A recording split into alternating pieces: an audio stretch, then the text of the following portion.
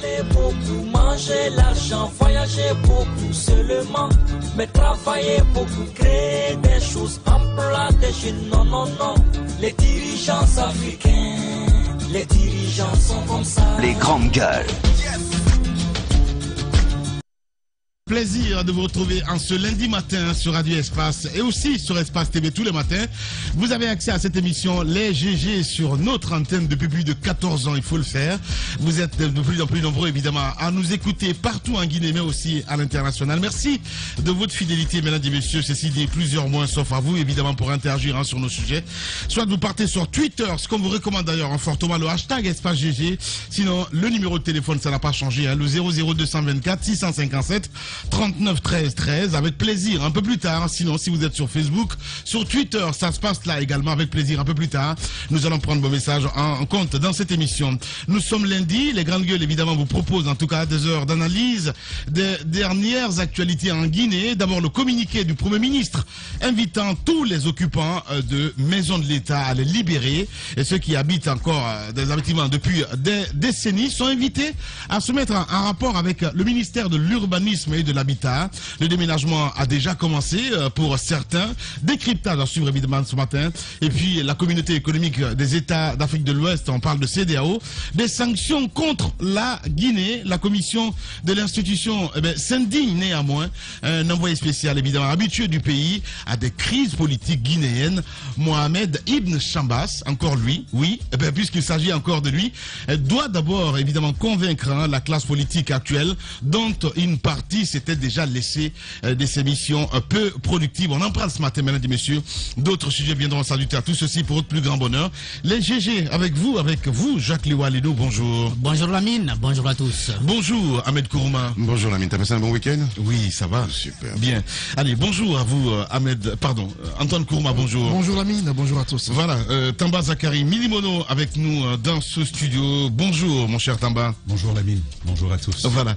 Bonjour Ahmed Kamara, bonjour. Bonjour Lamine, bonjour à tous. Voilà, Moussa Moïsila nous a rejoint avec nous dans ce studio. Moussa, bonjour. Bonjour Lamine Girassi, bonjour à tous, bonjour Jacques, bonjour Ahmed. Voilà. Bonjour Tambar, bonjour à tous nos auditeurs, voilà. À tous nos téléspectateurs. Mais pourquoi t'es bling bling ce matin Moussa Moïsila? Mais c'est incroyable. Hein. Façon congolaise.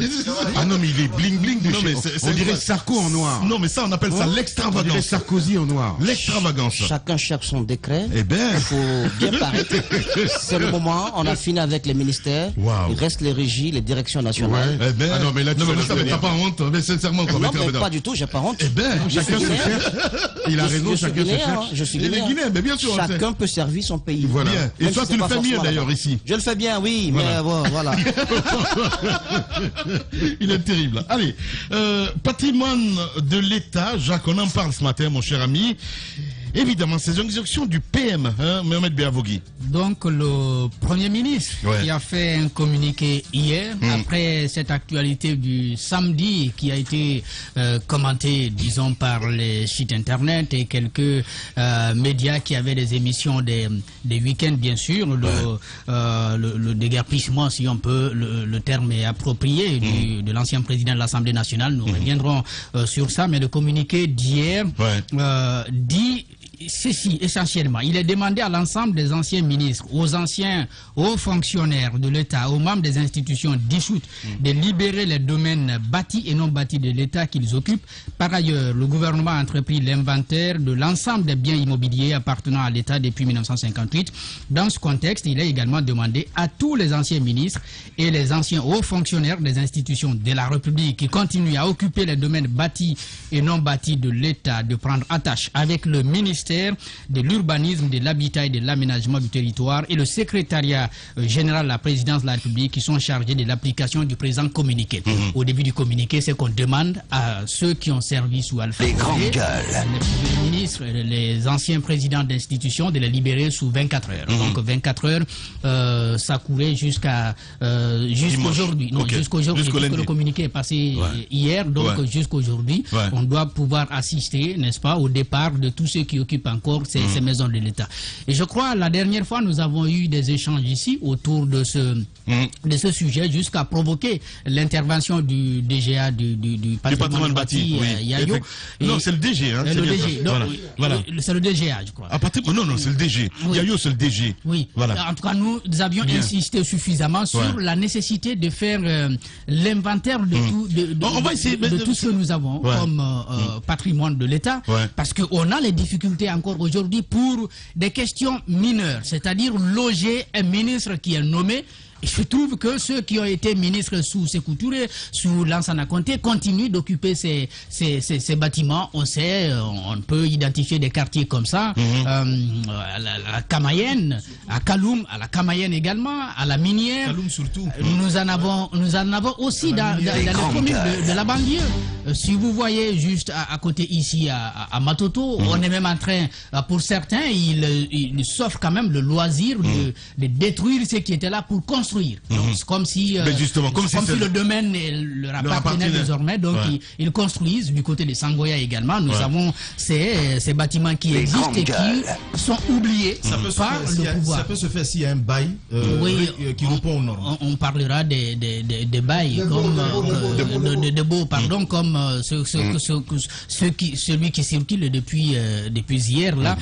Si chacun peut s'offrir cette possibilité d'avoir un bail auprès du ministère, en profitant de votre position auprès de l'État, je crois que tous les ministres pourraient s'offrir, n'est-ce pas, des baux comme ça dans les quartiers, partout à Conakry. Malheureusement, il n'y a pas que des ministres. Malheureusement, oui, il n'y a pas que des ministres, il y a aussi des directeurs. Le problème de ce pays, vas-y. Maintenant, pour terminer, avant de venir au cas d'Amaro, je crois que ce travail, cette fois-ci, doit pouvoir aller jusqu'au bout. Qu'on ne se limite pas aux simples déclarations. Parce que le président Alpha Condé, il avait des difficultés. Je me suis rendu compte c'était quoi sa difficulté finalement. À chaque fois qu'il parlait, on voyait d'un côté les opposants, Selou et Sidia, qui se sentaient visés directement parce qu'ils occupent quand même des maisons de l'État, il faut le dire. Mais il y a que, c'est maintenant nous le découvrons, que dans son propre camp, il y a des gens qui occupaient les domaines de l'État. Voilà la difficulté du président Alpha Condé, et c'était un politique. Je pense qu'avec ce pouvoir de la transition, on a enfin l'occasion de faire l'inventaire, mais de récupérer et de décider ensemble de ce qu'on doit en faire, en tout cas loger les ministres, mais également trouver des bâtiments pour les départements ministériels qui sont en location. Il y en a suffisamment. Évidemment, il y en a suffisamment, parce que quand on fait un petit peu quand même le bilan, ce qui concerne le patrimoine bâti, c'est la seule série là-bas. Ah mais c'est l'anarchie de la folie, c'est la loi du plus fort, c'est les prises illégales d'intérêt. C'est en fait, j'avais écouté le discours du président Doumbouya quand il avait parlé de cette fameuse phrase, il faut arrêter de violer la Guinée. Je pense que dans ce pays, toute une génération a violé l'État. Et puis en continuant, bon an mal an, à se servir. Et c'est en fait, ce problème foncier en Guinée, ce problème immobilier, est un problème récurrent. Pourquoi? Parce que vous avez ce qu'on a appelé la génération Mao, toutes ces générations-là qui se sont servies, et il faudrait pas ajouter de l'injustice à l'injustice, ou plutôt de la justice à l'injustice. Moi, je veux bien qu'on demande à Damoro et compagnie de déguerpir des domaines de l'État. C'est normal, l'État doit se faire respecter dans ce pays. Mais alors dans ces cas-là, qu'on aille fouiller partout. Il ne faut pas se limiter au régime Alpha Condé. Il faut remonter au régime Conté, Dadis, etc. Parce qu'il y a beaucoup de cas. On met les ministres en exergue. Mais tu regardes chaque haut fonctionnaire de ce pays. C'est ce qui a commencé. Mais moi, ce que j'ai pas apprécié, en fait, si tu veux, dans ce qui s'est passé, comme par magie, Damaro fait une sortie au siège du RPG Arc-en-Ciel, il est pris pour cible. Je suis désolé de dire comme ça. C'est ce que je pense. Non, mais je suis d'accord avec toi. Ce n'est pas normal. C'est inacceptable. Parce que dans ce pays, tout le monde a péché. Jacques, s'il te plaît. Non, attends. Non, mais c'est la vérité. Laissez-moi, je dis ce que je pense. C'est un lien assez éphémère. Non, on peut finir. Comme par magie. Pourquoi ça n'a pas démarré depuis? Je suis d'accord avec toi à 100%. Tout dans ce pays. Non, il a raison. Lamine, tu vois, pour une fois, je suis d'accord avec Lamine. Dans ce pays, tout le monde a péché. Qu'est-ce qu'il y a, Gaga? Allez-y. Dans ce pays, tout le monde a péché. J'ai dit tout le monde. Moi, je dis je mets tout le monde. En tous les cas, je mets tous les hauts cadres, tous les hauts fonctionnaires, toute l'élite dans le même sac. pour une fois, voilà, je vais faire une généralité. Donc il est temps que l'État, je finis. Parce qu'en plus, quand tu revois, bon, d'accord, moi non plus. Bon, je parle de l'élite, d'accord. Bref, ensuite. Tu regardes, mais comment les gens construisent dans notre pays. Tu as des gens qui se permettent sur la chaussée de déverser du sable. Mais c'est n'importe quoi. Il faut vraiment que l'État reprenne ses droits. Et je dis qu'il les reprenne à l'endroit de tout le monde. Sans aucune distinction de politique, d'ethnie, de je ne sais quoi. L'État doit reprendre ses droits. Et j'entends, je lance un appel au nouveau ministre de l'Urbanisme, etc., mon cher frère Gawal, qu'il commence par sévir. Et qu'il le fasse dans son propre camp. D'accord. J'ai dit dans son propre camp. J'ai dit dans son propre camp. Gawal, ça s'enfuit quand même, tu l'as entendu. Non, mais moi, il n'est pas au gouvernement au compte de l'UMPG. Non, mais c'est important. C'est important. Non, mais dans le camp de l'opposition, dans le camp, mais c'est ce que je dis, il a va droit au but, laisse-moi finir. Va droit au but. Je veux qu'il soit le ministre de la République. Oui. C'est-à-dire qu'il soit le ministre il soit celui qui va marquer l'histoire en reprenant, en faisant en sorte que l'État reprenne possession de ses biens, c'est-à-dire toi, moi et le peuple de Guinée. Parce qu'on l'a assez spolié comme ça. Il y a un sous-entendu. Non, oui, je sais, il y en a beaucoup les sous-entendus ce matin. Parce que l'injustice, c'est-à-dire que malheureusement, on va faire un truc que, comme d'habitude dans ce pays, on va cibler les gens politiquement. Or, ce n'est pas ce qu'il faut faire. Certes, Damaro a appartenu à la majorité présidentielle. Certes, il y a eu des abus, mais je pense que ces abus-là, ils datent de 30-40 ans. Et il va falloir que le Premier ministre, que le Gawal, cible tout le monde. En tous les cas, tous ceux qui ont détourné les biens de l'État doivent les restituer mani militao. Voilà. Point final. Voilà. Ahmed Kourouma, évidemment. Allez-y, mon cher Moussa Mouissi, là. Cette actualité, vous l'avez suivie aussi, hein? Oui, je l'ai suivie. Je trouve que c'est une question qui n'est pas propre qu'à la Guinée. Je prends l'exemple de la France en 2017. La question des biens de l'État, du patrimoine de l'État, il y a une direction à ce niveau-là, était sur la table, cette question. Et en 2017 déjà, on relevait que l'État français était propriétaire de 75 millions de mètres carrés. Donc propriétaire avec assis donc sur un budget qui était aux alentours de 60 milliards d'euros. Donc chez nous, je pense que au niveau du patrimoine bâti de l'État et non bâti, on a l'impression qu'on parle de bâtiments seulement. On a l'impression qu'on parle de biens immobiliers. Derrière, on ne voit pas les chiffres. C'est de l'argent. En 2010, lorsque le professeur Alpha Condé a pris le pouvoir, une commission d'assainissement, de recensement, donc d'établissement d'un inventaire actualisé du patrimoine bâti et non bâti de l'État a été mise en place. Cette commission a travaillé. Et les premiers résultats des travaux ont relevé que l'État était propriétaire de 27 000 biens bâtis. 27 000 biens bâtis, non bâtis. 27 000. Et que parmi ces biens, il y a beaucoup qui échappaient donc au contrôle de l'État parce que ça a été donné à des tierces, parce que certains ont été revendus et tout, et certains ont disparu, tout simplement. Donc, cette commission a permis de mettre à jour un fichier qui a donc permis à l'État de voir ce qui en sortait. Mais déjà, en 2012, c'était pas moins, au niveau du budget, c'était pas moins de 8 milliards, un peu plus de 8 milliards que le patrimoine faisait rentrer. Au niveau des caisses de l'État. Et rien que la cité ministérielle, parce que vous savez, le bras de fer avec Santulo, les 17 immeubles qui sont là, l'État a réquisitionné ces biens, c'était un peu plus, près de 2 millions d'euros que cette cité faisait rentrer à l'époque en 2012. Donc c'est de l'argent, le patrimoine bâti. Alors quand on en parle, il faut parler de ce que l'État peut avoir en tant que ressource. Il faut parler aussi de ce que nous avons à transmettre aux générations à venir. Parce que quand on dit patrimoine bâti, on pense d'abord à ceux qui sont en fonction et qui doivent, de par leur fonction, avoir une habitation qui colle donc à la fonction, qui leur permet d'avoir un peu plus de commodité, un peu plus de facilité à la mobilité et tout cela. Parce que, imaginez, je prends juste un exemple d'un directeur général de la police nationale, donc qui est au cœur du secret d'État et qui est obligé d'avoir une habitation à l'entrée de la ville de Kaloum, à l'entrée de la ville de Conakry. C'est compliqué. En termes de services rendus à la nation,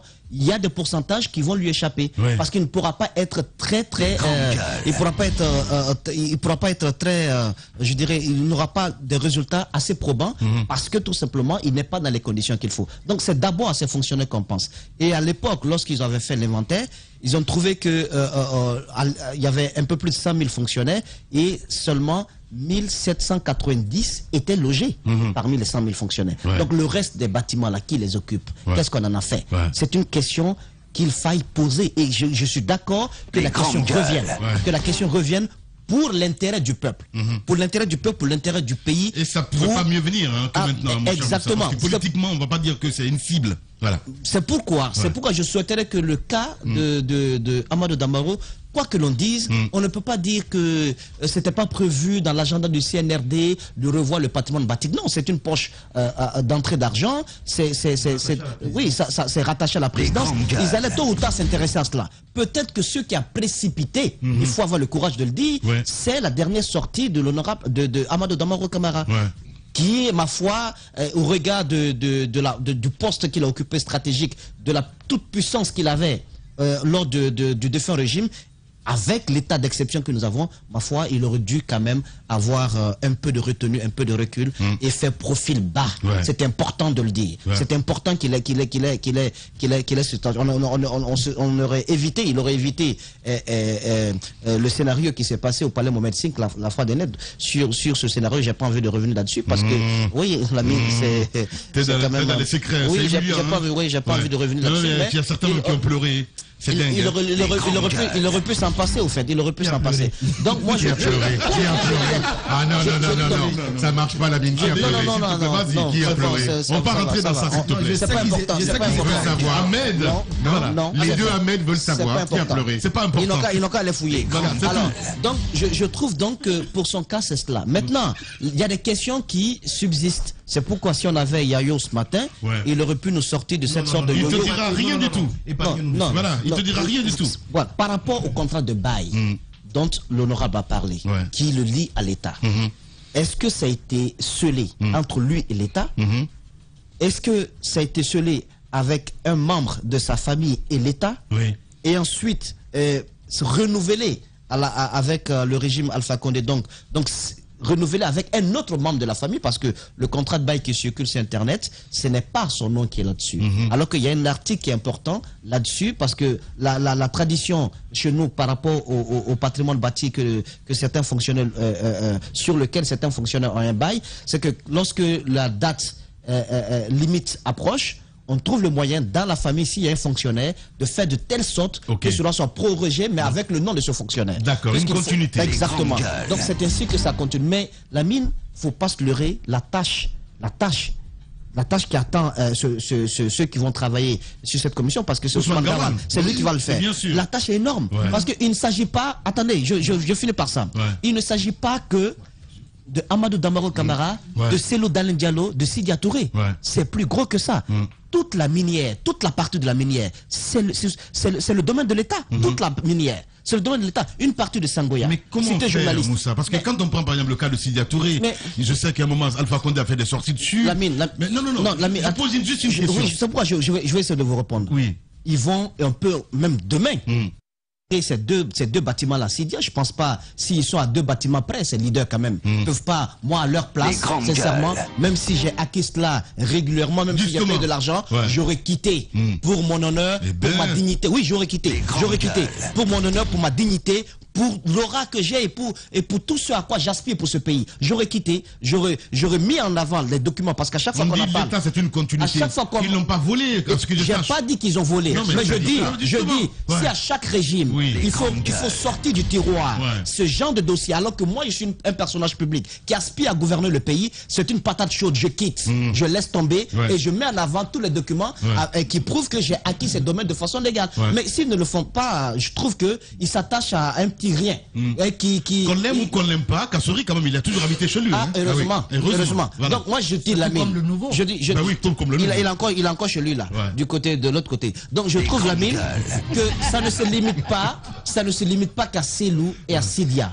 C'est plus vaste que cela. Au temps du CNDD, ils en ont fait, ils ont pris un décret, ils ont donné, ils ont cédé également un domaine à des généraux. Du côté de la cité ministérielle, vous avez une bonne partie de Sigmadina, une bonne partie donc, qui est tombée dans le portefeuille de certains privés. Donc c'est une tâche titanesque. Non, je vous assure, ça ne se limite pas qu'à ces leaders, à ces personnages publics. Parce qu'il y a de petits fonctionnaires qui ont reçu cela, qui sont décédés. Et qui fait des professeurs, Moussa? Mais je parle de tout cela. Allez-y au niveau de la cité. Les professeurs qui sont en activité, c'est acceptable. Oui, mais justement, je dis qu'on trouve toujours, lorsque le fonctionnaire principal décède, on trouve toujours le moyen qu'il y ait un autre fonctionnaire dans la famille qui prenne la relève. La cité Donka, la cité de professeurs. Mais c'est une patate chaude. Donc, s'il commence, il faut qu'il continue. Que ça touche tout le monde. Absolument. Exactement tout le monde. Et là, vous verrez que c'est un véritable bourbier. L'équité républicaine. Sékou Touré doit se retourner dans sa tombe. Madame Bureau, bonjour. Bonjour, Amine. Bonjour à tous. Vous avez suivi cette actualité ce week-end? Oui, j'ai suivi cette actualité. En même temps, je n'aimerais pas être à la place du CNRD à qui on demande de faire vite. Pourquoi? À chaque fois que... Parce que le Guinée est difficile à aider, en fait. À chaque fois, on a suivi la pression qu'on est en train de leur mettre dessus. Non, à cette allure, ils sont en train de faire comme l'ancien régime, ils ne travaillent pas, ils ne font rien. À chaque fois qu'ils posent un acte, on sort des arguments. J'entends Lamine dire ce matin, il ne faut pas s'en prendre à Damaro juste parce qu'il a fait, comment on appelle cette sortie au siège du RPG. Je ne crois pas que ce soit cela. Peut-être qu'on est en train de le faire. C'est un calendrier? C'est un calendrier. Je suppose que c'est un calendrier qui est là. Ouais. Ils ont commencé à faire un travail. Comme par hasard. Ils ont commencé à faire un travail. Et si ça coïncide avec ce qui s'est passé, les gens se mettent à dire non, c'est un règlement de compte. La question qu'il faut se poser, Damaro est-il dans un bâtiment de l'État? Est-ce que cela appartient à l'État? Et l'autre question, est-ce que ça a été acquis légalement? Est-ce que les règles en la matière ont été respectées? C'est les questions qu'il faut poser. Il faut suivre les procédures légales en la matière. En fait, ne violer les droits de personne, que la justice fasse son travail comme cela a été dit au départ à la prise du pouvoir par le CNRD. Mais si à chaque fois nous mettons la pression, la dernière fois on le disait dans le studio ici, en disant que c'est lent, c'est ceci, c'est cela. Maintenant qu'ils posent des actes, nous trouvons à redire. Je pense qu'il faut faire attention. Il faut surtout œuvrer pour que justice soit faite. Notre rôle, c'est de faire en sorte que les droits de l'homme soient respectés dans ce pays, mais en même temps que le patrimoine de l'État, que les biens de l'État ne soient pas bradés par un groupuscule de personnes, alors que d'autres sont en train de vivre, de gagner paisiblement, je veux dire honnêtement leur vie. Parce qu'il y a des gens qui ont appartenu à certains régimes, qui ont travaillé, qui ont été fonctionnaires, qui n'ont jamais accepté d'habiter dans un bâtiment de l'État. Il y en a qui ont accepté de le faire. Il y en a qui ont acquis qui ont construit leur maison, ils habitent là-bas. C'est possible. En même temps, on parle aujourd'hui non seulement de Damaro, mais on parle des deux anciens premiers ministres.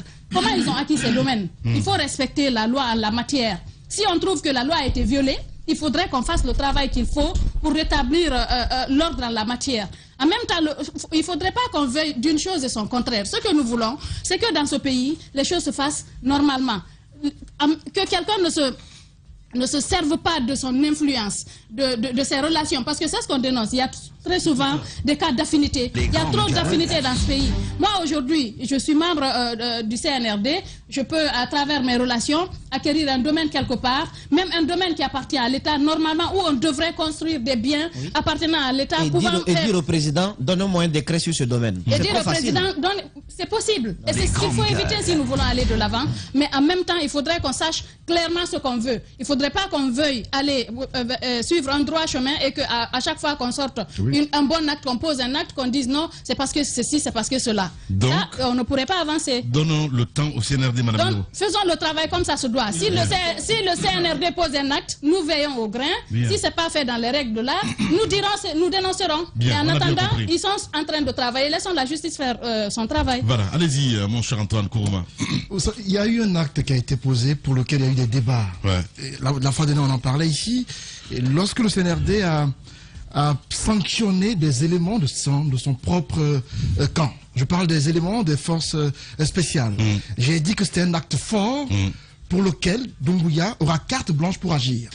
S'il a osé s'en prendre à ses propres hommes, ce ne sont pas des civils qui vont échappé au courroux des nouvelles autorités. Je crois que la lancée sur laquelle il est, personne ne pourra l'arrêter. Parce qu'il a osé s'en prendre à ces éléments qui ont fauté. Donc désormais, nul n'est épargné. Tous ceux qui sont hors la loi vont être mis sur le droit chemin. Et c'est ce qui a commencé. Ouais. À mon avis... On va les mettre au pas. Au pas. Voilà. À mon avis, demander à un ancien ministre de libérer un patrimoine de l'État est une insulte pour lui. Ouais. Parce que le bâtiment ne lui appartient pas. C'est vrai, ça doit être automatique. C'est une insulte. Quand vous n'êtes plus en fonction, mais priez de libérer les lieux. Vous n'y étiez pas lorsque vous étiez civil. Lorsque vous êtes ministre, on vous donne ce bâtiment. Non. Quand je dis civil... Fonctionnaire, il veut dire. Non, ordinaire. Voilà. Citoyen ordinaire. Oui. Lorsque vous étiez ordinaire... Un petit quelqu'un, quoi. Vous n'étiez pas dans ce bâtiment. On vous le donne parce que vous avez bénéficié d'un décret de l'État. Lorsque vous n'êtes plus en fonction, à mon avis, la règle veut que vous quittiez les lieux. Dès l'instant, vous n'êtes plus en fonction. Mais malheureusement, certains prennent le malin plaisir de demeurer là et d'en faire leur patrimoine privé. Ils ont même, pour certains, modifié le plan du bâtiment. Lorsque du jour au lendemain, on vous demande de quitter et que vous semblez vous plaindre, je me dis que vous n'avez pas le droit de vous plaindre parce que le bâtiment ne vous appartient pas. Pour le cas d'Amaro précisément, promettez que je m'attarde là-dessus parce que j'ai vu que beaucoup ne veulent pas en parler. Pour le cas d'Amaro... Qui ne veut pas en parler? Beaucoup ne veulent pas en parler parce que... Voilà, on s'attarde sur le cas général. Le cas d'Amaro est un cas emblématique. Emblématique. Oui. Pour toi. Damaro a été la deuxième personnalité de ce pays après Alpha Condé. Il était à 2 doigts d'être président dans ce pays. Comment ça? Attendez, laissez-nous parler, s'il vous plaît. Laissez-le parler, il a raison. Allez-y. Au niveau de la Constitution, oui, il est numéro 2. Il était à 2 doigts d'être président dans ce pays. C'est très grave ce qu'Antoine dit. Non, comment c'est la ça vérité. d'être président? Où est la gravité? Mais qu'est-ce qui s'est passé? Où est la gravité? Qu'est-ce qui s'est passé pour Mais qu'il soit président? si Alpha Condé était passé à gauche, si Alpha Condé avait passé de l'arme à gauche, l'héritier naturel, c'était... La Constitution c'était Damaro. La Constitution lui donnait le droit d'être président s'il y avait vacance du pouvoir. Absolument. Donc à 2 doigts d'être président... Il faut juste dire à Antoine que Feu son paré était aussi à un doigt. C'est pas la même chose. Allez-y, Antoine. J'ai dit qu'il était à 2 doigts. Je maintiens cela. Damaro était à 2 doigts. Et donc pratiquement tout lui tombe sur la tête. Entre les 2 doigts, il y avait les forces spéciales. C'est pas possible. Même ça. On ne répond pas à ce saboteur. Et donc, je constate que tout lui tombe sur la tête. D'abord, sa sortie dernière au siège du RPG, sortie au cours de laquelle il a tenu des propos qui ont été condamnés par certains. Et pour laquelle Doumbouya lui a fait des remontrances au palais Mohamed V. Et donc, on estime que c'est la goutte d'eau qui a fait déborder le vase. Même s'il était prévu que Damaro soit expulsé, je crois que sa sortie au RPG a précipité cette expulsion. On a vu l'entretien qu'il a eu avec Yayo du patrimoine bâti, qui a été relayé par le site Africa Guinée, je crois bien, qui a relayé l'entretien. Lorsqu'on lui demande que vous avez 24 heures pour quitter les lieux, et que derrière lui, Damaro dise que ça fait 40 ans qu'il est dans ce bâtiment. 41 ans. Non, le 29 prochain novembre, ça fait là 41 ans. Et on lui a donc dit que c'est pas la peine d'insister, il faut quitter les lieux. Je crois que c'est Bala Samroua qui lui a intimé de libérer le bâtiment en 24 heures. Donc ils n'ont pris que leurs affaires, c'est-à-dire les habits, tout ce qui est meuble a été laissé là. À mon avis, c'est une humiliation à son endroit. C'est une grosse gifle qu'on lui a donnée. À mon avis, il pouvait l'éviter. Et pour moi, ce qui se passe là, c'est une alerte pour tous ceux qui ont été cadres de ce pays, qui occupent encore des bâtiments de l'État. C'est le moment de quitter avant qu'on ne vous humilie. À mon avis, il faut maintenant qu'ils pressent le pas pour quitter les bâtiments. Si Damaro a été frappé par ce fouet du CNRD, je crois que nul ne sera épargné. Même ceux qui ont été ministres dans ce pays, je vais citer Sidia Touré, je vais citer Selou Dalin Diallo, parce que j'ai parcouru le contrat qui lie la femme de Damaro à l'État. Mais quand vous parcourez le contrat, il y a 2 aspects qui m'ont interpellé. L'article 9 et 10. L'article 9 dit que la redevance pour ce bâtiment, annuellement, c'est 12 millions de francs guinéens. Attendez que je revoie. Je vois 12 milliards, mais je vois que c'est 12 millions 395 000 francs guinéens. 12 millions pour un bâtiment qui est implanté sur un domaine de plus de 1500 hectares. C'est-à-dire, le bâtiment... Antoine, attention. Attention. Là, tu prends nos bâtiments, tu les mets dedans. Non. S'il vous plaît, allez-y Antoine. Autant pour toi, voilà. Le mètre carré. Bien. Non, mais s'il te plaît, Jacques. Voilà. Même le mètre carré, il est grand. 1500 mètres carrés pour 3 bâtiments. Attendez que voilà, c'est surtout ça, les 3 bâtiments. 3 bâtiments sur 1500 mètres carrés. Bien. 12 395 000 francs guinéens par an. Ouais. Moi, j'ai fait le petit calcul. Nous autres, pauvres journalistes, louons des maisons à hauteur de minimum 1 500 000 par mois. Annuellement, ça vous fait 18 millions de francs guinéens. Annuellement. Pour des journalistes pauvres que nous sommes. Pour une autorité comme... Pour des citoyens. Donc, moi, c'est 4 millions. 4 millions par mois. Moi, je loue mon appartement. 4 millions multipliés par... Les grandes gueules.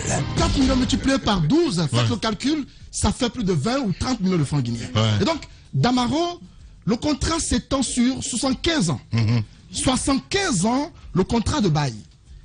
Donc, chaque 5 ans, l'État devait revoir le contenu du contrat. Donc, à ce jour, le contrat a été renouvelé, je crois, en 2018, avec Ibrahima Kourouma, et il va, j'ai dit qu'il allait jusqu'à 12 millions de francs guinéens.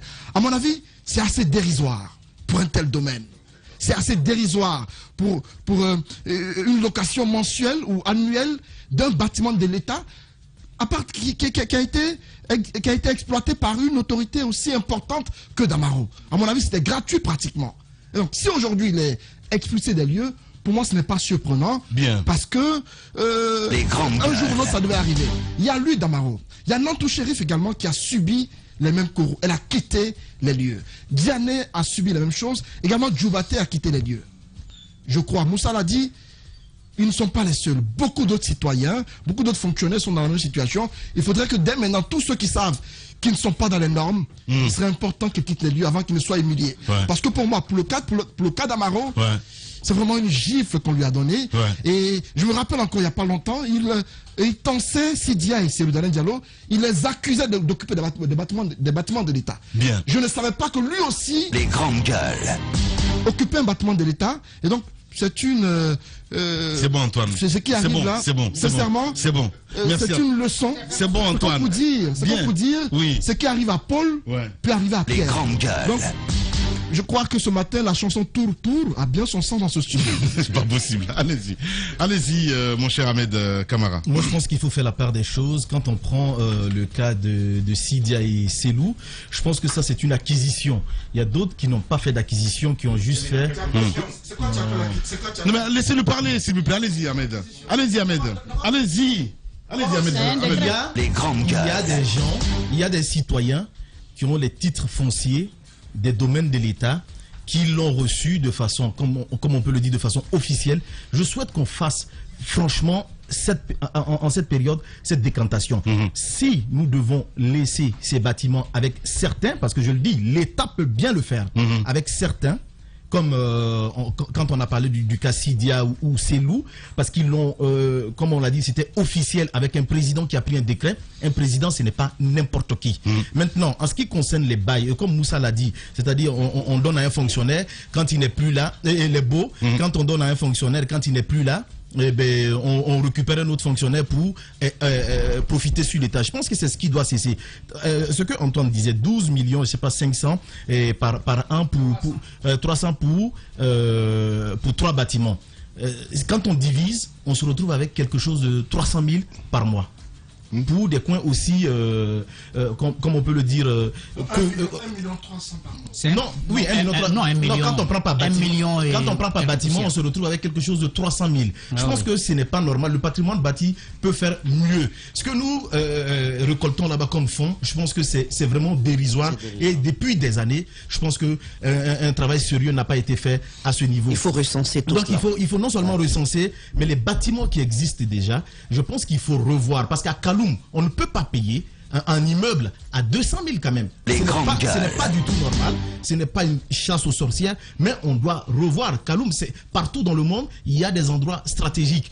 Le centre-ville ne peut jamais coûter pareil comme la banlieue. Donc je pense que le patrimoine bâti doit non seulement au-delà de son recensement revoir à la hausse ses différents tarifs. Et ce qui reste clair, ces bâtiments qui ne sont, les terrains aussi qui ne sont pas construits. Je pense que les citoyens peuvent régulièrement faire des demandes et acquérir un bail sur ces domaines afin de construire des immeubles. Ce n'est pas un domaine de l'État. Non, il y a dans je suis d'accord avec vous. C'est pourquoi je dis dans une démarche régulière. Oui, alors pour le cas quelles sont les démarches régulières qui ont été faites dans ce pays, Ahmed? Mais laisse-le finir, Ahmed, s'il te plaît. Mais non, il faut. Non. Moi, je veux pas aller dans ton sens. Pourquoi? Parce que non, je sais qu'il y a des gens dans ce pays. Quand même, on peut pas mettre tout le monde dans. On te parle de justice sociale là. On te parle d'équité. Oui, alors d'équité, qu'est-ce que ces vous voulez? gens-là pendant des. Attends, moi je veux bien qu'on me parle de droits de l'homme, de ceci. Mais ces gens-là ont violé la loi. Je ne veux pas. Ils ont violé l'État, ils l'ont partousé. Ça suffit. Non mais sérieux, arrêtez avec vos grands discours. Écoute-moi, ce pays a été violé, partousé par ces cadres. Ça suffit. Il faut qu'ils dégagent. Point barre. Eh ben. Oh, je le répète. Je le répète. C'est pas possible ça. Non mais Ahmed, calme-toi. Non mais on dirait que vous découvrez le monde des droits de l'homme. Là, je vais fermer le micro là. Ça va pas du tout. C'est bon là. Je vais toujours le rappeler dans ce studio. Vous pouvez vous fâcher comme vous voulez. Bah oui. Mais nous avons un rôle. Après, tu vas te caler. Nous avons un rôle. Nous avons un rôle de pédagogie. Moi, je ne vais pas m'asseoir dans ce studio et commencer à crier sur tout le monde en disant oui, tous ceux qui ont acquis des domaines de l'État l'ont fait de façon irrégulière. Je pense que ce serait même pas responsable de le dire. Je pense qu'il y a des gens qui ont obtenu ces terrains de façon régulière et qui l'ont loué à l'État. Si nous devons rediscuter avec ces gens pour revoir à la hausse peut-être ce que l'État devrait recevoir, je pense que ce travail aussi peut être fait. Mais du genre à s'asseoir pour dire tous les patrimoines de l'État l'ont fait de façon irrégulière. Moi, je ne veux pas aller dans ce sens. Vous pouvez continuer dans ça parce que je n'ai pas envie de causer du tort. Il fait du populisme ce matin, Ahmed Kourouma. Voilà, c'est aussi simple que ça. Alors, donc je pense que le patrimoine, même s'il a beaucoup de supporters sur les réseaux, le patrimoine bâti doit se bouger. Et je pense que ceux qui sont à la tête ne doivent pas rester. Parce que moi, j'ai écouté ce monsieur dans ce studio. Oui, je pense qu'il ne maîtrise. Terrible. Je pense qu'il ne maîtrise. Terrible. C'est Yayo. Voilà, c'est ça, Yayo. Il ne maîtrise pas du tout. Non, mais c'est terrible. Je te le jure. C'est des militants qu'on a mis à la tête. Allez-y, Ahmed. Il ne maîtrise pas du tout le domaine qu'il occupe parce que les questions qu'on lui posait ici, quand on a dit qu'il y a des ministres qui ont occupé, qui ont morcelé les domaines de l'État, on lui posait la question, mais qu'est-ce que vous avez fait? Il dit, mais quand on ne vous dit rien, qu'est-ce que vous allez faire? C'est très grave. Oui, mais ça a été sa réponse. Mais bien sûr. Vous n'avez pas besoin de donner une réponse comme ça. Le patrimoine de l'État, sans que vous ne soyez informé, mais vous le foutez dehors. S'il a construit quelque chose là-dessus, mais ça devient un patrimoine de l'État. Je pense que ça peut nous rapporter. C'était la faute banale de Moussa Moïse. Ça peut nous rapporter plus. Mais concentrons-nous. Faisons un travail sérieux, mais ne faisons pas, comme on l'a dit, de chasse aux sorcières. D'autres l'ont acquis de façon régulière. Respectons aussi ces personnes-là parce que tout le monde ne peut pas être comme Ahmed est en train de le dire. Voilà, allez-y mon cher Tamba Zakari Milimono, allez-y Tamba. Voilà. J'ai beaucoup attendu. Ouais, c'est ça. T'as eu Damaro entre-temps au téléphone. Oui. Voilà. On va aborder certainement ces aspects-là. Moi, je veux commencer par dire que ils ont tous été prévenus. Damaro, Diané, depuis le 7 septembre, ils sont au courant. Ah oui?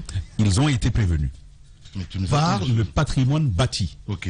Tous. Un courrier? Tous ont été prévenus. En tout cas, c'est l'information que j'ai. Oui, mais est-ce qu'il y a un courrier qui a été adressé? J'imagine que oui. Ok. Ou tout au moins, ou téléphone, parce que ça coule. Normalement. Il n'y a pas de poste dans ce pays. Les grandes gueules. Normalement, tout le monde sait, et Antoine l'a dit, lorsque vous n'êtes plus ministre, c'est une position. Enfin, c'est des avantages liés à la fonction. Vous n'y êtes plus. Préparez-vous à partir.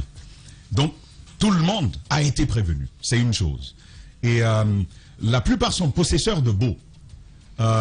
C'est pas pour rien que certains ont simplement décidé de quitter comme ça, sans faire de bruit, parce qu'ils savent qu'au fond, si on va creuser dans cette affaire-là, plusieurs seront salis. C'est clair. Ils ont donc quitté, ils sont partis. Lamine, il y a même des ministres qui ont osé partitionner le domaine réservé à accueillir le Premier ministre quand il est nommé. Absolument. Dans ce pays, on a fait ça. Mais je vais revenir certainement là-dessus très rapidement. Donc, ils ont tous été au courant. Et effectivement, on s'est informé là-dessus. On a eu Damaro qui nous explique qu'en fait, parce qu'on posait la question, mais vous nous parlez de 40 ans qui sont déjà écoulés que vous êtes sur ce domaine-là. Il nous explique que depuis 85, vous savez, il a été condamné après les événements que vous connaissez de 1985, même étant Oui, 84, 85, 85. C'était 85, Antoine. Ouais. C'était 85. Le coup d'Yara. Voilà, c'était donc 85. Il a été condamné, ce faisant. Il ne pouvait plus justement accéder à un tel titre. Mais son épouse, qui a été fonctionnaire, qui n'a pris sa retraite qu'il y a 2 ans, aurait donc bénéficié de ce bail-là. D'après les informations qu'il nous a fournies, il y aurait une petite maison, une sorte de bicoque avec 2 chambres là-dessus, qu'il aura donc pris la décision de raser, puisque le type de bail qu'il a, lui-même il le dit, c'est un bail, il l'a appelé bail construction. Donc qui lui permettait d'entreprendre des travaux à hauteur de quelques milliards, d'après les informations qu'il nous donne. Donc toute la bâtisse là-dessus, c'est donc ce qu'il va réussir à opérer. Mais, encore une fois, ça reste un domaine de l'État. Et quand on l'occupe en vertu d'une fonction, et je crois que c'est Moussa qui nous expliquait comment la procédure se passe. Je suis là, fonctionnaire. Si, entre-temps, je suis à la retraite, je m'arrange à transférer ça à un fils ou à une fille, ainsi de suite. Donc, ça reste dans la famille. Ça fait que plusieurs croient désormais que c'est leur bâtiment. En tant que ce sont des bâtiments de l'État. Lamine, moi, je me suis intéressé à l'origine de ce problème-là. Et c'est là-dessus que j'aimerais intervenir. Et c'est même ce qui me fait mal dans tout ce dossier. Vous savez, lorsque la Guinée prend son indépendance en 58, vous savez ce qui s'est passé. Les relations diplomatiques entre la Guinée et la France sont arrêtées. Ça portait sur le commerce, ça portait sur la diplomatie et sur tout autre type d'échange. La France va même ramasser toutes nos archives les plus stratégiques et les avoir auprès d'elle. Alors, plus tard, quand la Guinée accède à son indépendance, vous savez qu'autour des années 60, Sékou Touré prend une décision majeure qui va davantage aggraver notre situation. C'est celle de récupérer tous les biens, même acquis par la France à l'époque, par la métropole donc, tous les biens qui appartenaient à des personnes morales et physiques, qui soient françaises ou même d'autres nationalités, vont être reversés au patrimoine de l'État.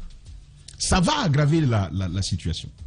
Lamine, quand vous prenez l'espace, vous voyez le pont 8 novembre, la route Niger, il y a cette parcelle, cette allée tout au milieu, où il y a tous les bâtiments, aujourd'hui l'immeuble Golf qui abritait Libraport, tout le monde sait ce qu'était Libraport, aujourd'hui l'immeuble qui appartient à monsieur Sidia Touré, cette aile-là qui descend jusqu'au niveau de Bonfi, c'était pour ces Français-là.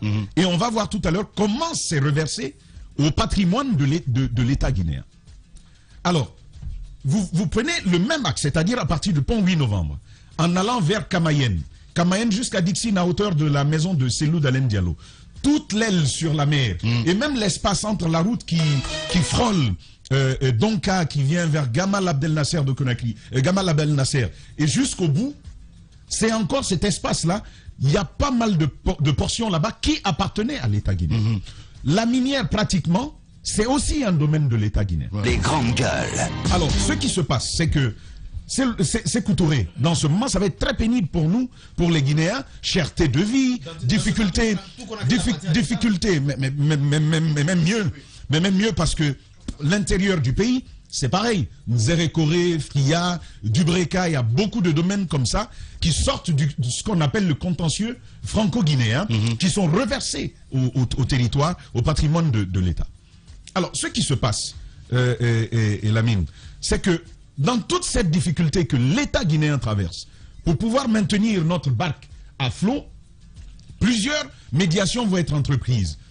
André Léouin, enfin, j'en ai entendu parler plusieurs façons de prononcer ce nom-là. André Léouin va donc, exactement, à titre de fonctionnaire des Nations Unies, va entreprendre ce rapprochement avec la France. D'abord avec Pompidou, puis avec Giscard d'Estaing.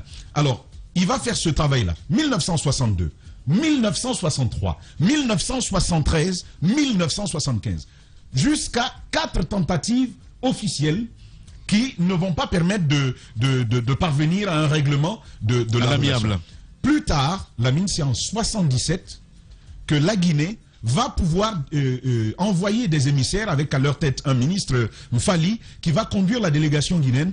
Lamine, on va réussir à obtenir les termes d'une entente entre la France et la Guinée. Et ça comptait justement pour plusieurs centaines de biens immobiliers qui ont été reversés à l'État guinéen. Parce que suite à ce contentieux, il y avait pas mal de Guinéens combattants qui ont combattu aux côtés de la France contre l'Allemagne, la Seconde Guerre mondiale, qui ont vu leur salaire, leur pension bloqués par la France. Totalement gelés. Nos avoirs auprès de la Banque de France, à 60% séquestrés par l'État français. Sous cette période-là, Lamine, nos archives totalement confisquées. Et beaucoup d'autres domaines, beaucoup d'autres éléments comme ça qui ont été repris à la Guinée. La Guinée en a souffert. La Guinée en a souffert. Au terme de cet accord, même quand la France décide de payer de l'argent, c'est un montant autour de 180 millions de francs français, 95 millions de francs français vont être retenus pour indemniser, pour dédommager des Français. C'est ce qui s'est passé. Ce patrimoine-là, pourquoi je parle de ça? Ce patrimoine-là, on le prend, on dit, bon, c'est au terme, c'est au bout d'efforts qu'on a obtenu ce patrimoine. On l'a versé à l'État.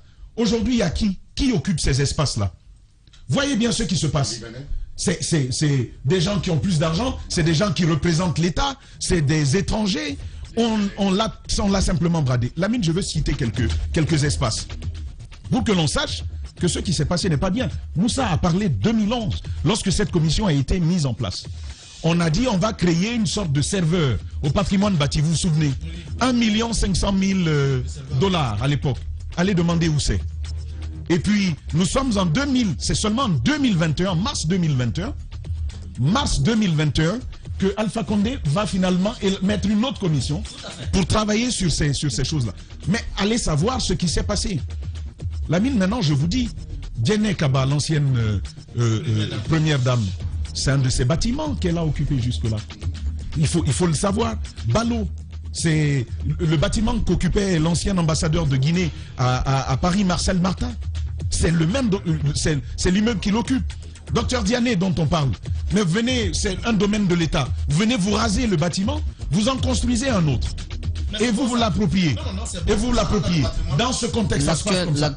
On a souvent parlé de Selou, de Syria, et c'est vrai. Mais à Mariama Sogipa, il y a Mamadou Silla, ils sont nombreux. Je vous dis que la liste, elle est longue. Elle est longue, Demandez immense. à l'actuel ministre de la Sécurité s'il n'a pas bénéficié également d'un décret.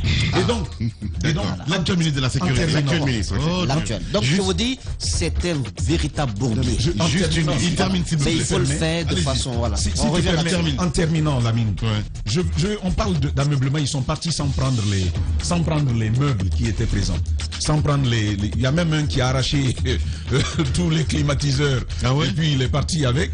Oui, c'est pas pour lui quand même. C'est ameublé par l'État, d'après les informations que nous avons dans la plupart des cas. On a abordé un sujet ici où le domicile de Dubaté avait été financé par une des régies ici. Il y a une direction de la comptabilité. Et je veux terminer, Lamine. Et je veux terminer. Justement, et il faut comprendre cette situation. La loi, c'est facile d'être dans la régularité. Pour dire, je l'ai acquis de façon régulière. C'est facile. Et c'est pourquoi c'est dangereux de soutenir ça. On ne peut pas être en fonction et bénéficier d'un décret de déclassification d'un patrimoine. Bien. On l'attribue à quelqu'un et on dit on l'a obtenu de façon régulière. C'est toujours régulier. Là où il faut poser la question, Lamine, il faut qu'on revienne sur ce sujet parce que c'est important. Évidemment. Là où il faut poser la question, c'est la question éthique. C'est la question éthique et j'aimerais justement qu'on revienne là-dessus. Voilà. Allez-y, mon cher Moïse. En 30 secondes. En 30 secondes, juste pour dire que il est important de segmenter les différentes approches liées à ce dossier. Parce que ces dossiers n'ont pas le même statut. Il est important de les segmenter parce que on revient là-dessus, mais vous verrez que les procédures enclenchées ne peuvent pas être les mêmes puisqu'il ne s'agit pas de la même situation. Bien, merci Moussa. Il faut qu'on revienne là-dessus, mais le premier des ménages à faire au niveau de l'immobilier, du foncier dans ce pays, c'est remplacer les gens du patrimoine bâti qui ont bradé les biens de l'État. Allez-y. Il faut les dégager. En plus de la question... Je pensais que tu allais venir sur le contenu. On va revenir là-dessus. Allez-y. C'est sur la question d'acquisition sur laquelle Ahmed insiste beaucoup. un patrimoine de l'État n'est pas à vendre. Non, mais vous avez dit, ils l'ont acquis, il y a un décret, il y a tout ceci. Non, c'est important. Vous ne pouvez pas, vous ne pouvez pas acheter. Je pense qu'il ne faut pas tomber dans l'examen. Un bail d'accord, mais acheter, non. Allez, le moteur est allumé. On revient à 10h. Les grandes gueules sur Espace, c'est la représentativité de la diversité de la société guinéenne. Ils n'ont jamais peur de défendre leurs idées. Entre débats animés, accrochages et éclats de rire, 2 heures de talk show pour parler, décrypter et débattre de l'actualité et des véritables préoccupations des Guinéens. De 9h à 11h sur Radio Espace et en simultané sur Espace TV.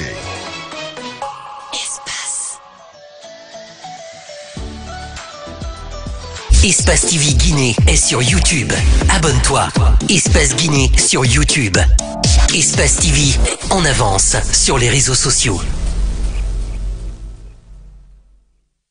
C'est l'histoire d'un homme. Oui, c'est moi. Un homme prêt à tout pour sauver le monde. Oui, ça dépend de ce que tu veux dire par là. Un héros? Un héros. C'est un peu rigolo, mais un héros, non. Maître en arts martiaux. Ah non, alors là, pas du tout. Spécialiste du combat rapproché. Ouh là là, je peux pas me battre. Et avec un corps de rêve. Alors là, tu t'es complètement trompé de personne. Oh, ça va quand même.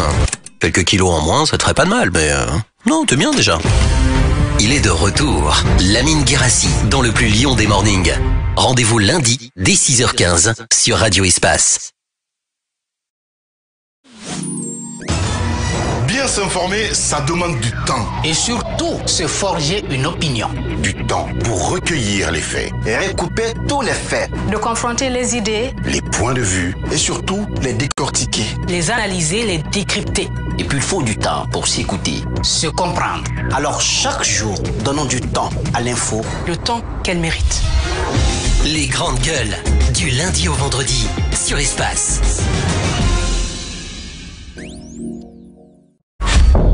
En route pour de nouveaux horizons. Aventure, évasion, rencontre, partage, dépaysement. Voir la Guinée autrement. Pour cette rentrée, nous vous proposons des inédits. Bienvenue sur Adafo Média.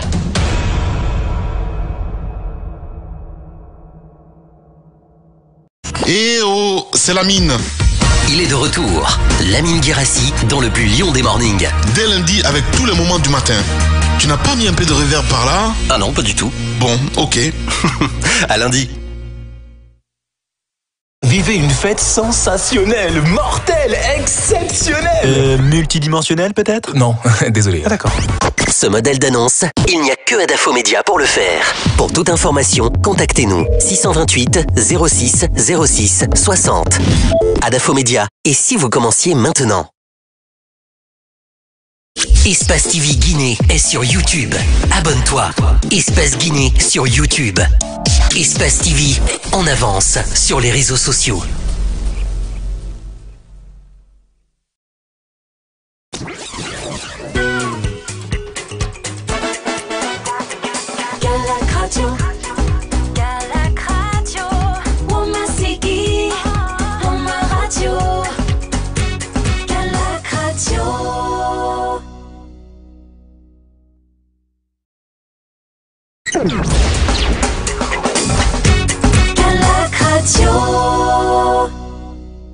Espace TV Guinée est sur YouTube. Abonne-toi. Espace Guinée sur YouTube. Espace TV en avance sur les réseaux sociaux. Eh oh, c'est Lamine. Il est de retour. Lamine Guérassi dans le plus lion des mornings. Dès lundi avec tous les moments du matin. Tu n'as pas mis un peu de reverb par là? Ah non, pas du tout. Bon, ok.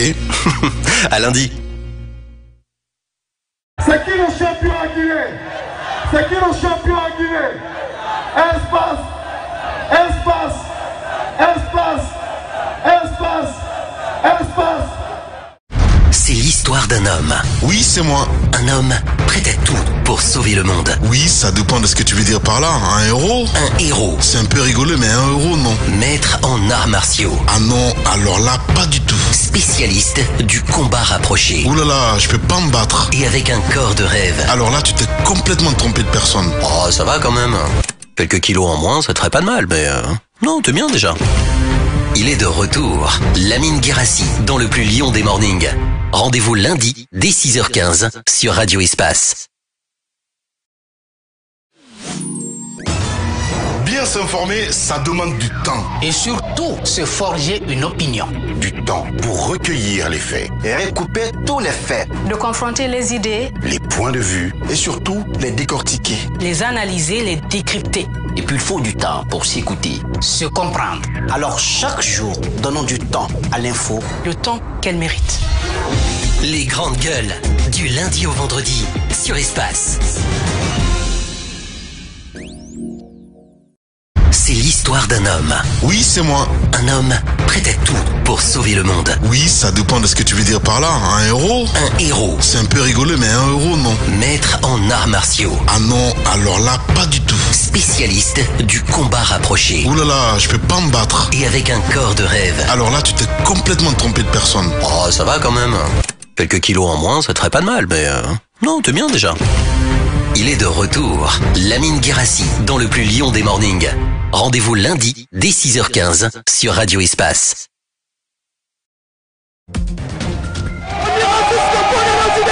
Des réactions à Conakry recueillies par notre partenaire d'Espace TV. Espace TV Guinée est sur YouTube. Abonne-toi. Espace Guinée sur YouTube.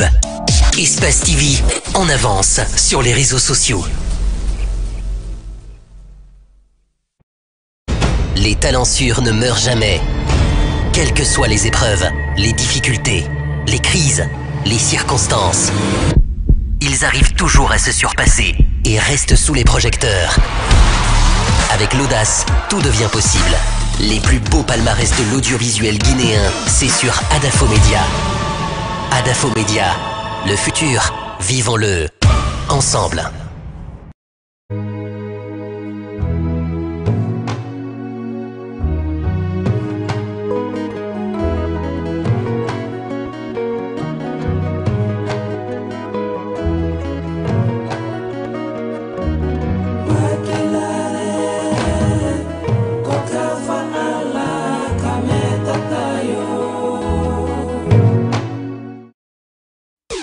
Radio Espace Guinée. Radio Espace Guinée. Amalapouya, Gorée, Koréra, Boubouya, Dabis, Pont-de-Fer, Solaya, Limania, Katako, Kolaboui, Filira, Amdalaï sur 99.7. Radio Espace Kakandé, la plus bagataille. La plus bagataille des radios. Eh oh, c'est Lamine. Il est de retour. Lamine Guérassi dans le plus lion des mornings. Dès lundi avec tous les moments du matin. Tu n'as pas mis un peu de reverb par là? Ah non, pas du tout. Bon, ok. À lundi. Espace TV Guinée est sur YouTube. Abonne-toi. Espace Guinée sur YouTube. Espace TV en avance sur les réseaux sociaux.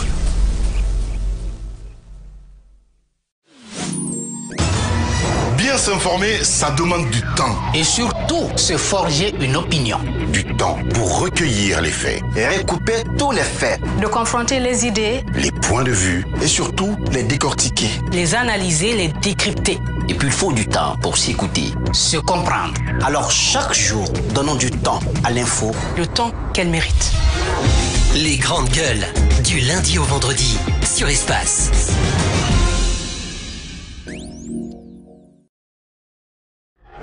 Dans tout le Nabaya. Dans tout le Nabaya. Baté, Mandiana, Sigiri. C'est Radio Espace sur 99. Radio Espace Cancan. La plus cancanaise des radios.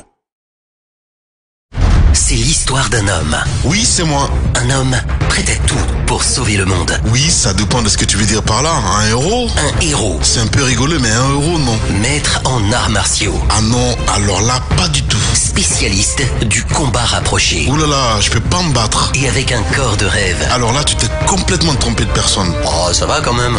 Quelques kilos en moins, ça te ferait pas de mal, mais... Non, t'es bien déjà.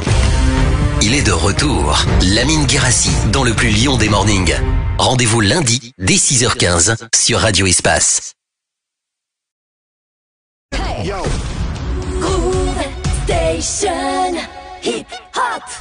Groove Station, Hussein Kaba. Tous les week-ends c'est hip hop. Espace TV Guinée est sur YouTube. Abonne-toi. Espace Guinée sur YouTube. Espace TV en avance sur les réseaux sociaux. Espace TV Guinée est sur YouTube. Abonne-toi.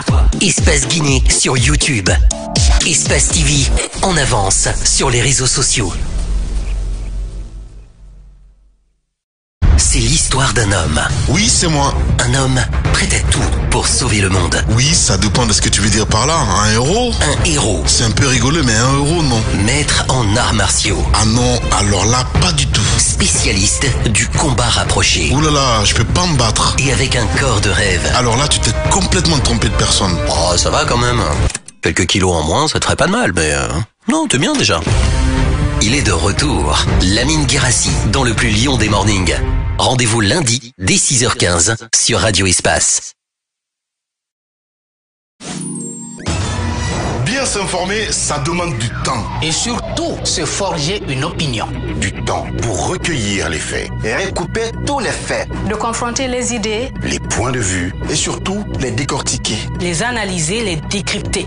Et puis il faut du temps pour s'écouter, se comprendre. Alors chaque jour, donnons du temps à l'info. Le temps qu'elle mérite. Les grandes gueules, du lundi au vendredi, sur Espace.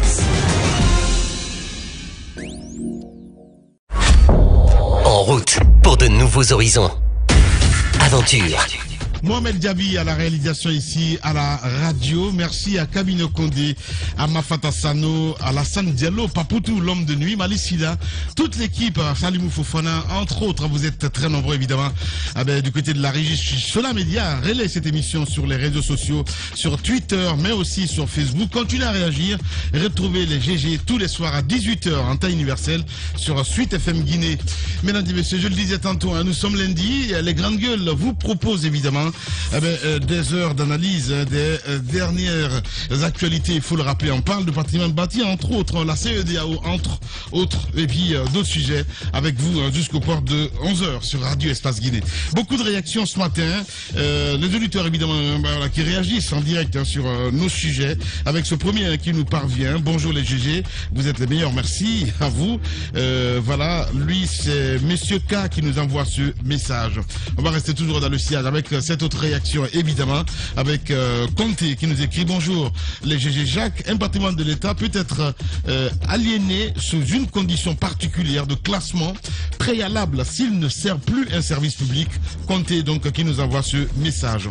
Bonjour Abdoulaye Diallo depuis Koza qui nous écrit: j'aimerais que vous fassiez une révision au niveau des agents revendeurs de Guinée Games à propos donc de pourcentage de machines s'il vous plaît, donc les vrais gens qui réagissent ce matin dans cette émission. Bonjour les GG, c'est Raymond Milimono depuis Sangoya. Dites à Ahmed Kourouma que c'est pas en roulant des airs dans sa fortune se faire influencer dans les GG s'il n'a rien à dire qu'il se taise. Voilà, il est très en couleur avec Ahmed, contre Ahmed ce matin. Raymond Milimono qui nous envoie ce message. Bonjour les GG, vous m'avez fait pleurer, faites le plein de votre noble mission pour une cause juste et crédible. Diallo, Mam, Adou, c'est vraiment dingue. Merci beaucoup, merci à vous. On reste avec cet autre également qui nous écrit: salut Lamine, c'est moi Soireba, monsieur Damaro mérite cet acte qui lui est arrivé. Ben dis donc, hein. Allez, on reste avec cet autre également. Lui, il est à Bokeh, Abdulaziz. Tous doivent rendre compte donc au peuple. Merci beaucoup Abdulaziz du côté de Bokeh. Je suis Diop Mohamed.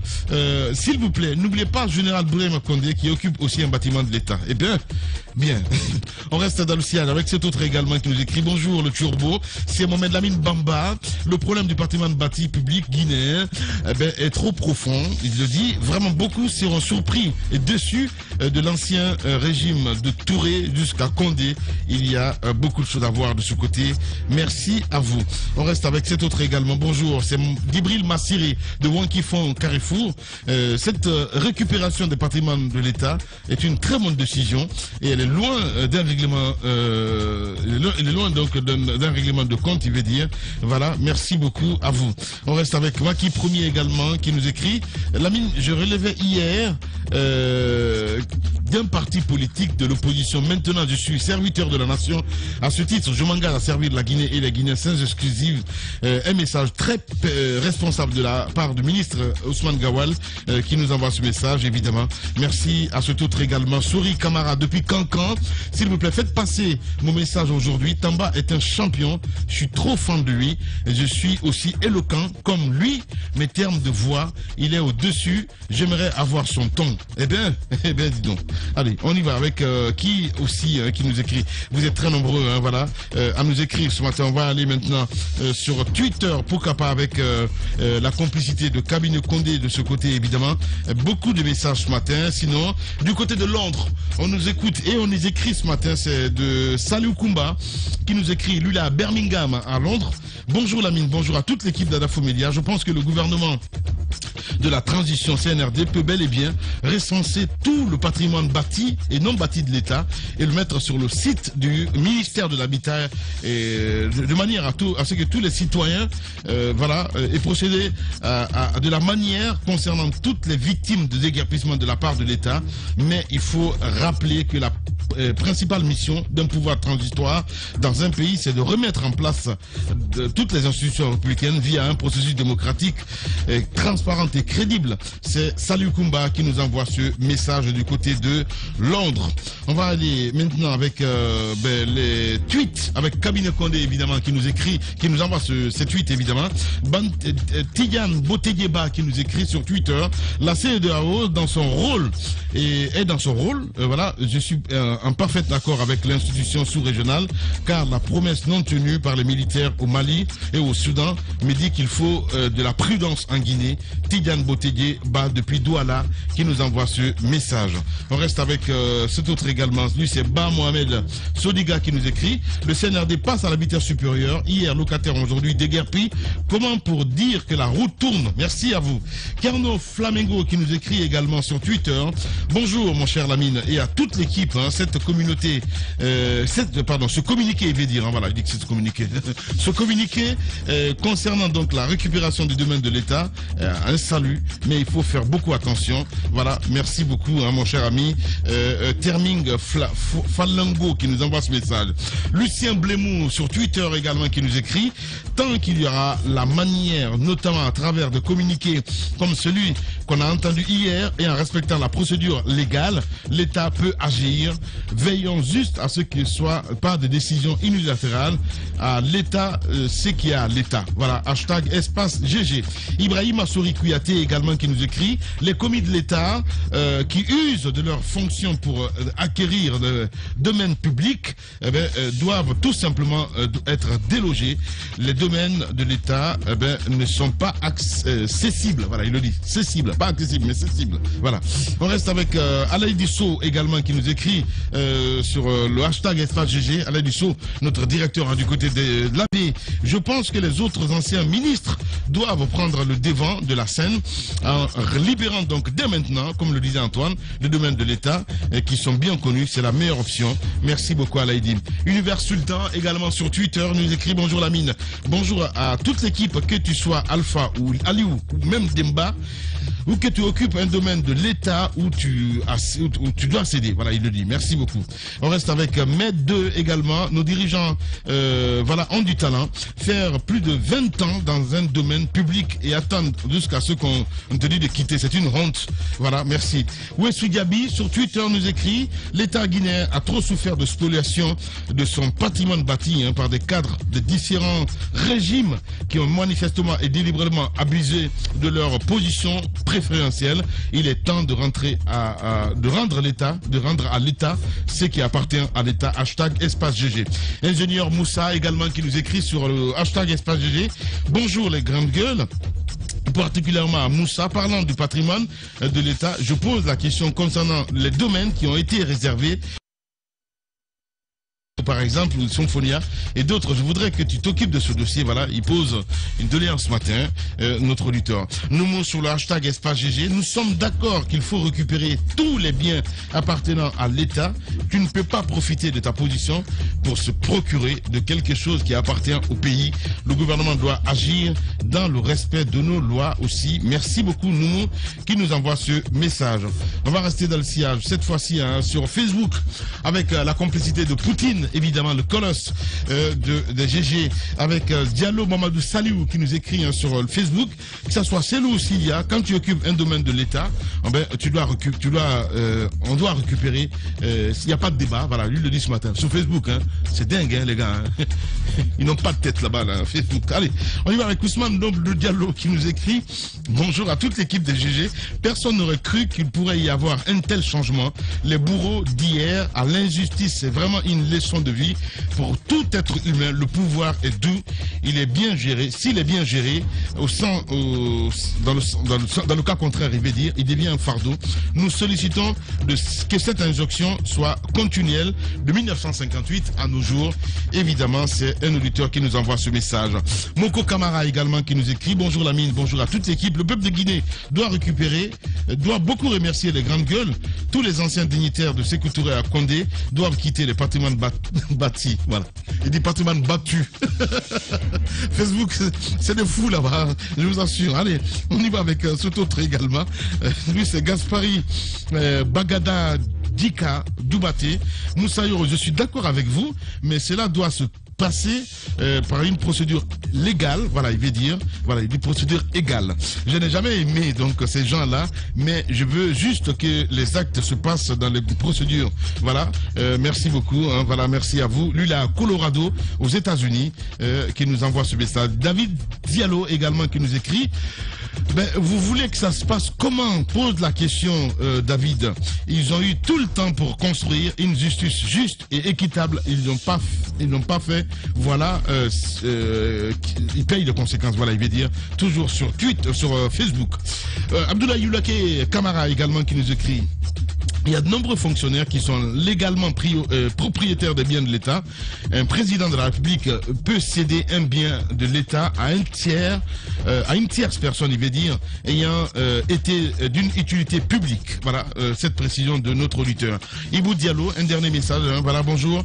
En banlieue avec ma chambre, voilà. Moi, en banlieue avec ma chambre et salon, je paye 1 million. Monsieur Damaro, dans les villas de l'État, à la minière, paye 1 million pendant 75 ans. On comprend pourquoi ils n'ont jamais voulu régler le secteur de loyer cher en Guinée. Abdou Diallo du Modèle qui nous envoie ce message. Très très nombreux ce matin à nous écrire avec Daniel Lama également du côté de Paris. On doit simplement interdire aux fonctionnaires de l'État d'acheter le domaine de l'État. Conakry est trop grand pour trouver donc un espace et se construire une maison. Libérer les lieux, please, Daniel Lama du côté de Paris qui nous envoie ce message. Mohamed Fofana, voilà, du côté de RPG Arc-en-Ciel également qui nous écrit, bonjour les GG. L'un des sujets qui trouble donc le vivre ensemble des Guinéens, c'est bien le problème du foncier. La Guinée a été spoliée de ses biens immobiliers et le CNRD décide de s'attaquer donc à ce épineux sujet. Nous devons les attaquer pleinement, mais nous rappelons au CNRD que nous sommes dans un état de droit. Il faut tout simplement et nécessairement ajouter la forme juridique dans cette démarche. Paix, amour et lumière à mon Fama, Alpha Condé. Et voilà, c'est Mohamed Fofana qui nous envoie ce message. Merci à vous tous, évidemment à l'international. Les grandes gueules continuent sur Espace. Radio Espace, les grandes gueules. Leur spécialité, c'est la démesure totale. Tant qu'ils ne changeront pas, nous ne changerons pas non plus. Les grandes gueules, à suivre tous les jours sur Radio Espace.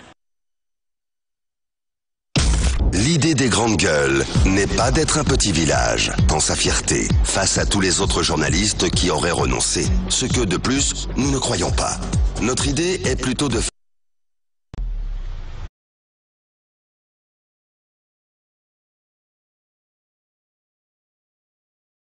Sur Radio Espace, évidemment, on vous donne la parole sur cette antenne, mon cher Ahmed. Oui, un SMS. Juste un SMS que j'ai reçu pour vraiment une info, pour illustrer malheureusement le bradage par le patrimoine bâti de ce qui nous appartient, notre bien commun.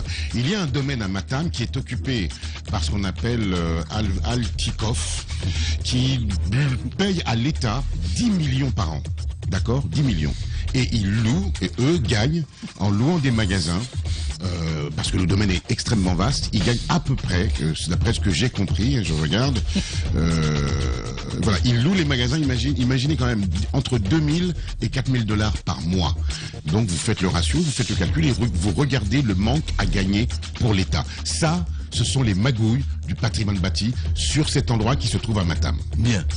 Jacques, on continue le débat avec vous, mon cher ami. Je reviens sur ce que je disais et j'ai puisé cet article dans le code foncier. Voilà, excusez-moi, c'est la société Africof. Okay. Dans le code foncier domanial, l'article 101 qui dit bien que les biens du domaine public sont inaliénables et imprescriptibles. C'est vrai qu'il y a une exception. Mais l'exception, il faut bien que les juristes nous l'expliquent dans ces termes. On dit lorsqu'un bien du domaine public artificiel, je sais pas, je veux bien comprendre ce quoi signifie artificiel. Lorsqu'un bien du domaine public artificiel ne correspond plus à l'affectation qui lui avait été donnée, il doit faire l'objet d'une mesure de déclassement. Le déclassement fait sortir le bien du domaine public et le fait entrer dans le domaine privé. Le déclassement est opéré par décret, le cas échéant à la demande de l'Assemblée délibérante locale ou du conseil d'administration de l'établissement public propriétaire. Or, ce que nous entendons de ce qui concerne bien sûr les domaines qu'occupent M. Sidia Touré et M. Selou Dalein Diallo, c'est eux qui ont fait la demande.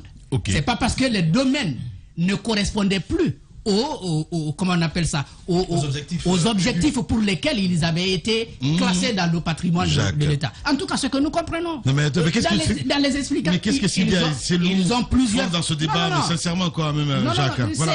On parle de l'acquisition là. On parle de l'acquisition. C'est Ahmed qui avait souligné et j'ai dit que le domaine public était inaliénable. Il y a bien entendu les conditions et les conditions c'est cela. Il faut d'abord qu'on constate que le domaine public, donc le patrimoine de l'État, ne correspond plus aux objectifs pour lesquels il est dans le portefeuille de l'État. Alors que ce que nous comprenons, c'est que ce sont les premiers ministres, alors en fonction, qui ont exprimé le besoin d'avoir des habitats ici à Conakry et le président a cédé. Donc il y a carrément, à mon avis, il faut encore que les juristes me disent le contraire, mais il y a à mon avis une violation, n'est-ce pas, du code foncier domanial sur cette question. Je veux quand même, poursuivre et terminer rapidement. Je crois qu'on a aussi besoin d'explications sur ce qui se passe en face du stade général Lansana Conté de Nongo. On nous avait indiqué que là-bas c'était aussi, d'abord c'est un domaine de l'État, et c'était préparé pour des habitats sociaux. Et aux dernières nouvelles, nous avons appris que des ministres ont quand même bâti sur place des maisons. Il faut qu'il y ait une clarté en face du stade. Sur ce qui a été fait. En face du stade. Dieu. En face, juste après le commissariat central de Ratoma.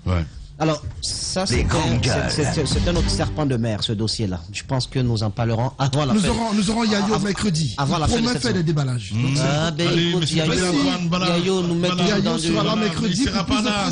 Il a promis être là mercredi. Il a promis la semaine dernière. Il y a 2 semaines aussi. Il a promis être là. S'il te plaît, faut pas nous embrouiller avec ça. Allez-y, Antoine. Allez-y, Moussa. Oui. C'est bon. Il n'y a pas de problème, Antoine. On attend. Voilà. On connaît. S'il ne vient pas, Antoine. Il va venir. S'il ne vient pas. S'il ne vient pas, on fait un pari. S'il ne vient pas. S'il ne vient pas la veille, je ne serai pas là mercredi. Ok, il n'y a pas de... La contrepartie est trop petite. Moi, je m'attendais à quelque chose de plus gros. Je m'attendais à quoi exactement? On se gifle. C'est ce que je veux dire. Mais sincèrement, quoi. Allez-y, Moussa. Moi, c'est ton salaire sur 2 mois qui m'aurait intéressé. Yayo. Mais c'est ce qu'elle me dit justement. Sylvia, t'as raison. Allez-y, Moussa. Yayo, c'est souvent du yo-yo. Alors, moi, ce que je souhaite dire, c'est que il faut pas se leurrer, Lamine, sur le plan du principe. Sidia Touré et Selou Dalein Diallo, puisque ce sont ces deux-là qui cristallisent l'attention. Pourtant, le problème est plus grand que ces deux personnages. Mais peut-être parce qu'ils aspirent au pouvoir, c'est pas la première fois. Mais de face sur le principe, ces deux messieurs ont quand même Ils sont passés par la procédure, ils ont acquis ces domaines. Mais Jacques dit que c'est pas normal. Non, sur le plan. Non, mais c'est ce que Jacques a dit. Non, mais laissez-moi finir, c'est ce que Jacques a dit, c'est ce que moi je dis. Voilà. Oui. Voilà, exactement. Je vous dis, parce qu'ils ont bénéficié des décrets. Là, ce que Jacques dit, c'est que la demande est venue d'eux. C'est là où il pose le problème. Mais moi je dis, ce qui importe, c'est que le décret a été pris et ils ont. Écoute, Lamine, je finis. Non, Lamine, on parle d'une simple demande. On va s'attarder sur une demande écrite. Quand même, est-ce qu'ils ont payé l'argent qu'ils devaient payer au trésor public? C'est la question qui importe. Oui, ils l'ont fait. Puisque j'ai vu, laissez-moi finir, je vous en prie. Je finis. J'ai pu voir ce document, ils ont payé au trésor public. Ils ont respecté la procédure. Maintenant, sur le plan éthique, sur le plan moral, on peut se poser des questions et c'est légitime. Quelle était la position de Sidya Touré, quelle était la position de Cellou Dalein Diallo auprès du général Lansana Conté? Vous comprenez? Est-ce qu'ils ont usé du pouvoir, de l'influence qu'ils avaient sur le feu général Lansana Conté pour que ce dernier puisse prendre un décret à leur faveur? Voici des questions légitimes qu'on est en droit de se poser. Mais sur l'autre plan, c'est tout à fait légal. Parce que l'État peut vendre ses biens. L'État peut vendre. Je prends juste un exemple encore parce que je suis trop du côté de la France aujourd'hui. En 2004, dans le 15e arrondissement, l'imprimerie nationale a été vendue à un fonds d'investissement américain, Carlyle. Oui, à 85 millions d'euros. À 85 millions d'euros. Après, mais ça ne se limite pas qu'à cela. En 2019, la direction de l'immobilier de l'État du côté de la France n'a pas fait moins de 625 millions d'euros de vendus. Je finis, on donne des informations, n'embrouille pas les gens. Je t'en prie. Donc 625 millions d'euros de vendus. On parle là de la direction de l'immobilier de l'État du côté de la France. L'État peut vendre ses biens. Là où le débat porte, c'est dans quelles conditions cela s'est passé. Est-ce que la valeur du bâtiment correspond au montant qui a été payé? Et c'est là-bas que le patrimoine bâti nous gruge depuis des années. Parce qu'on vend à 1 franc officiellement, mais on en a reçu 10 et on met dans les caisses de l'État 5. Voilà comment est-ce que ça se passe. Le cas qu'il vient de prendre, mais ça fait légion du côté de Conakry. Vous avez des bâtiments dont la valeur réelle, c'est aux alentours de 5 millions de francs guinéens par mois. Ben, c'est loué c'est baillé pour 10 ans à des expatriés. Eux, ils arrivent, parce qu'ils font quelques petits travaux quand même d'aménagement, mais ils arrivent à le faire louer à 20 millions de francs guinéens. L'État en perd énormément. Je trouve qu'il faut voir, c'est juste un exemple que je prends, il faut voir la méthodologie et la mine, mais sinon, c'est un domaine qui doit être nettoyé. Ça ne se limite pas qu'à ces deux personnages publics, le problème est plus profond que cela. Ceux qui morcellent les domaines de l'État, qui s'en approprient les titres, ceux qui occupent ces domaines sans aucun titre, ceux qui les revendent, je pense qu'il faut classifier tous ces statuts et aller au pas à pas. C'est très important. Je suis d'accord pour la récupération, mais je voudrais que cela se fasse dans le respect de la loi. Parce qu'il est écrit dans la charte que même aucune période d'exception ne peut justifier la violation des droits de l'homme. Bien. Voilà. Allez-y, Thomas. Alors, sur le plan du droit, déjà que moi je ne m'y connais pas assez, c'est une première chose, mais sur le plan du droit, ces acquisitions peuvent effectivement être conformes à la loi.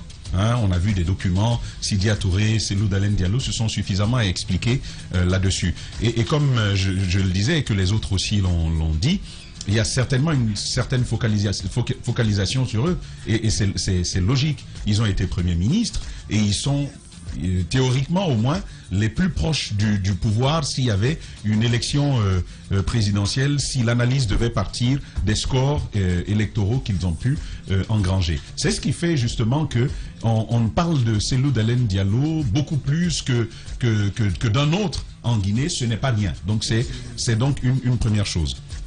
Mais Lamine, moi je me pose cette question-là. Vous êtes voisin à quelqu'un, c'est des images comme ça que je donne, vous êtes voisin à quelqu'un qui ne réussit pas à gagner même une nourriture par jour, c'est-à-dire un repas par jour. Vous faites la fête devant lui, vous versez de la nourriture devant lui, ça ne vous dérange pas? Ça, c'est une question à se poser. Vous travaillez dans l'humanitaire où on vous dit que vous aurez $8 000 de salaire. Or, l'humanitaire a pour vocation de subvenir aux besoins des plus démunis. Ils ont juste besoin du pain. Vous avez $8 000 et après, il n'y a plus de ressources. Est-ce que vous acceptez un tel traitement? Voici des questions éthiques qu'il faut se poser. La loi a besoin d'éthique pour être juste. Et la politique de Elle morale. a besoin de ça pour être juste. C'est la même chose que nous avons dans ce studio. Vous avez certaines informations, mais vous vous posez la question de savoir, est-ce que ça sert l'intérêt général? Est-ce que ça va servir la Guinée de balancer une telle information? Qu'est-ce qu'il faut faire? Ça, c'est l'éthique qui nous aide à cela. Et je pense justement que c'est ce qui manque dans l'administration publique aujourd'hui. C'est ce qui manque à nos cadres. On ne peut pas vouloir diriger la Guinée. On ne peut pas prétendre à des fonctions de ministre dans ce territoire, en Guinée, si il n'y a pas ce travail éthique qui se passe dans cette réflexion pour dire l'acte que je pose, est-ce que ça sert l'intérêt général? Revenons-en à ces acquisitions. Regardez des ministres. Tu es fait ministre. Parmi 12 millions de Guinéens, premier honneur, tu as une voiture de fonction, tu as un traitement particulier. Certains ont jusqu'à 2000 litres de carburant par mois. Il y a d'autres sortes d'indemnités. On vous attribue un logement de fonction avec beaucoup d'indemnités. Vous êtes protégé par l'État guinéen. Vous avez un garde du corps. Combien de Guinéens ont un garde du corps dans ce pays? Mais ça ne vous suffit pas. Vous dites, il me faut encore aller prendre quelque chose au patrimoine de l'État. C'est vrai, ça va, vous avez le droit. Mais vous devez toujours vous poser la question, est-ce que moi, en tant que ministre, accéder à un tel bien de l'État, est-ce que ça sert la Guinée? En quoi ça sert l'intérêt général? Vous avez de l'argent, mais allez acheter autre chose. Mais il faut préserver ça. Et Lamine, je pense que pour terminer, c'est ce qui nous a manqué depuis le départ de Sékou Touré. On ne respecte pas le bien public. Le bien public, on s'en sert comme un petit gâteau. Et c'est-à-dire l'image que j'en ai eue hier, en voyant combien ces ministres qui ont pu accéder au bien de l'État, ça ressemble à quand vous êtes avec des amis, vous êtes en train de manger savourer quelques frétins, frites, d'accord, mais quelques pâtisseries, et puis tiens, tu te dis, tu goûtes là, et puis tu dis, là-bas aussi c'est très doux, tiens, lui il vient, il prend un peu. C'est comme ça on joue avec notre patrimoine. Il est terrible ce Non, mais l'ami, c'est comme ça qu'on joue avec notre patrimoine. Il regarde un domaine là-bas, il dit, oh, le domaine là me plaît, mais tu peux faire la demande, on va te déclassifier ça, et puis on va te l'attribuer. C'est comme ça qu'on a joué avec les biens de l'État. Donc il faut du respect pour ce qui est public. Merci. Et Dieu merci que nous ayons le CNRD. Il faut surtout suivre son travail. À la victoire, hein, Lamine, voilà. c'est un bon début. Et contrairement à ce qu'on pense, ils ont vraiment un gros travail. Ce que je crois que c'est Ahmed qui pense ça. Mais ils ont un véritable travail à abattre.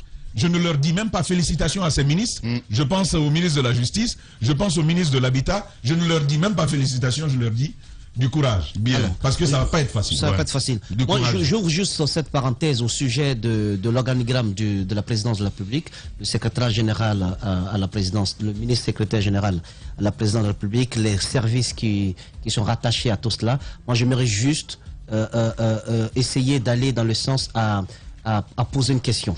C'est-à-dire que, est-ce que nous sommes en train de reprendre certaines pratiques qui ont coûté cher au peuple, à l'ancien régime? Parce que je connais la volonté du ministre secrétaire général à la présidence, Amara Kamara, et tout ce qui anime le président de la transition. Mais je pense qu'il y a déjà quelques conseillers qui commencent à graviter autour du pot. Il faut faire attention avec ces conseils-là.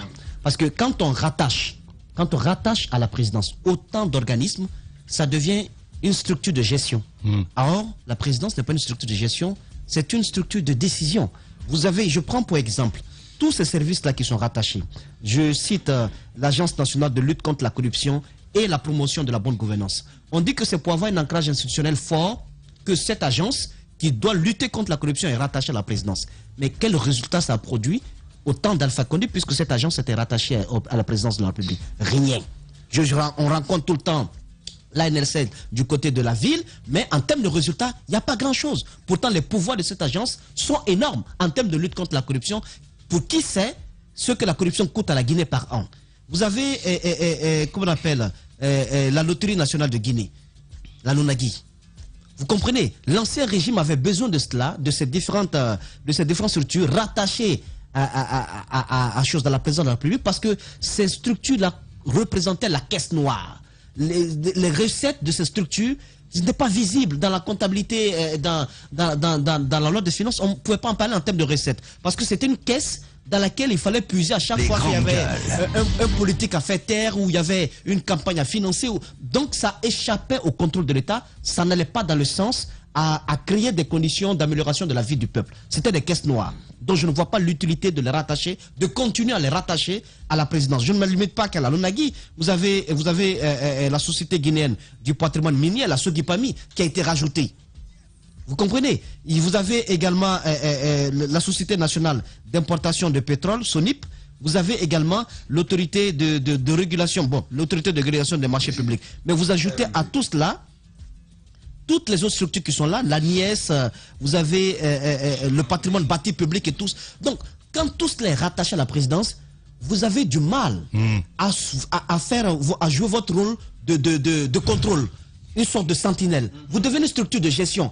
Donc, comme les autres que vous devez contrôler, ça devient compliqué. Ouais. Il faut vous décharger un tout petit peu.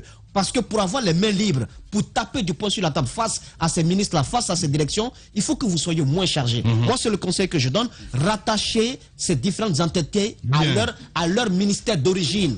C'est important. La Sogepami, on sait à quel ministère c'est rattaché. La Lonagui, on sait à quel ministère c'est rattaché. Parce que ce sont des structures qui sont considérées pour moi comme étant des nébuleuses. Ce sont des caisses noires qui ne font absolument rien d'autre que des pourcentages. Bien. Voilà. Et avec ça, évidemment, on devient fou quand on est président. Le pouvoir.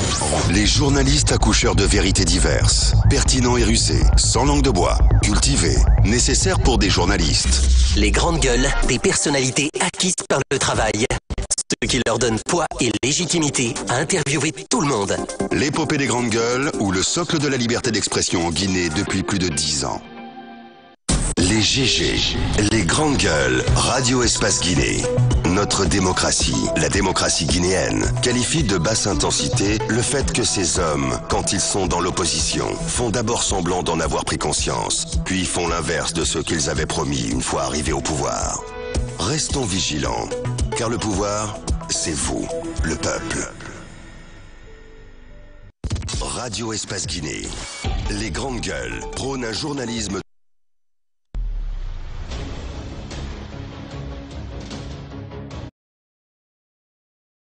à suivre, évidemment, on parlera, mesdames et messieurs, entre autres, de la CEDEAO à venir un peu plus tard. Mais Jacques, ce dossier, Barreau de Guinée, le dernier CAPA aussi contesté, qu'est-ce que c'est que cette histoire? Oui, c'est le certificat d'aptitude à la fonction d'avocat. C'est la deuxième fois consécutive qu'il y a des problèmes dans l'organisation du concours, du moins qu'il y a du bruit qu'on enregistre au lendemain, n'est-ce pas, du concours. C'est un concours donc qui a connu la participation de 236 candidats. Et il y a eu 11 admissibles. Le concours a eu lieu donc en octobre. Et finalement, les résultats finaux viennent de sortir. C'est 8 seulement qui ont été retenus. Alors, 11. Non, 8. Il y avait 11 admissibles. Ça, c'était à l'écrit. Et à l'examen oral, finalement, c'est 8 seulement qui ont été retenus. Et ce qui se passe, c'est que sur 236. Donc les jeunes qui appartiennent pour la plupart au cabinet d'avocats ici à Conakry estiment que le travail qui a été fait n'a pas été bien fait. Donc le jury aurait mal travaillé. J'ai donc pu rencontrer les deux parties. Je vais donc relever ici les arguments qui sont avancés par les uns et les autres. Les jeunes estiment qu'il y a eu un problème sur la forme. Et ça, c'est sur deux volets principaux. D'abord, la composition du jury qui a travaillé et le système de notation. Pour la composition du jury, la loi dit clairement que c'est 6 membres, donc plus le bâtonnier. Les 6 sont désignés par le barreau de Guinée, le ministère de la Justice et la faculté de droit de l'Université Générale Lansana Conté de Sonfonia. Sauf que dans l'acte pris par le bâtonnier le 4 octobre 2021, dans le jury, il y avait 5 membres. Donc il y a celui qui avait été désigné par le ministère de la Justice, donc qui provenait du tribunal du commerce et qui a été omis. L'autre chose, c'est le système... Bon, omis. Bon, pour les jeunes, il a été exclu. Mais pour le barreau, il a été omis parce que finalement, il a été réintégré sur la liste et il a participé à la correction et à toute la délibération qui a consisté à déclarer les résultats qu'on a pu entendre. Et puis...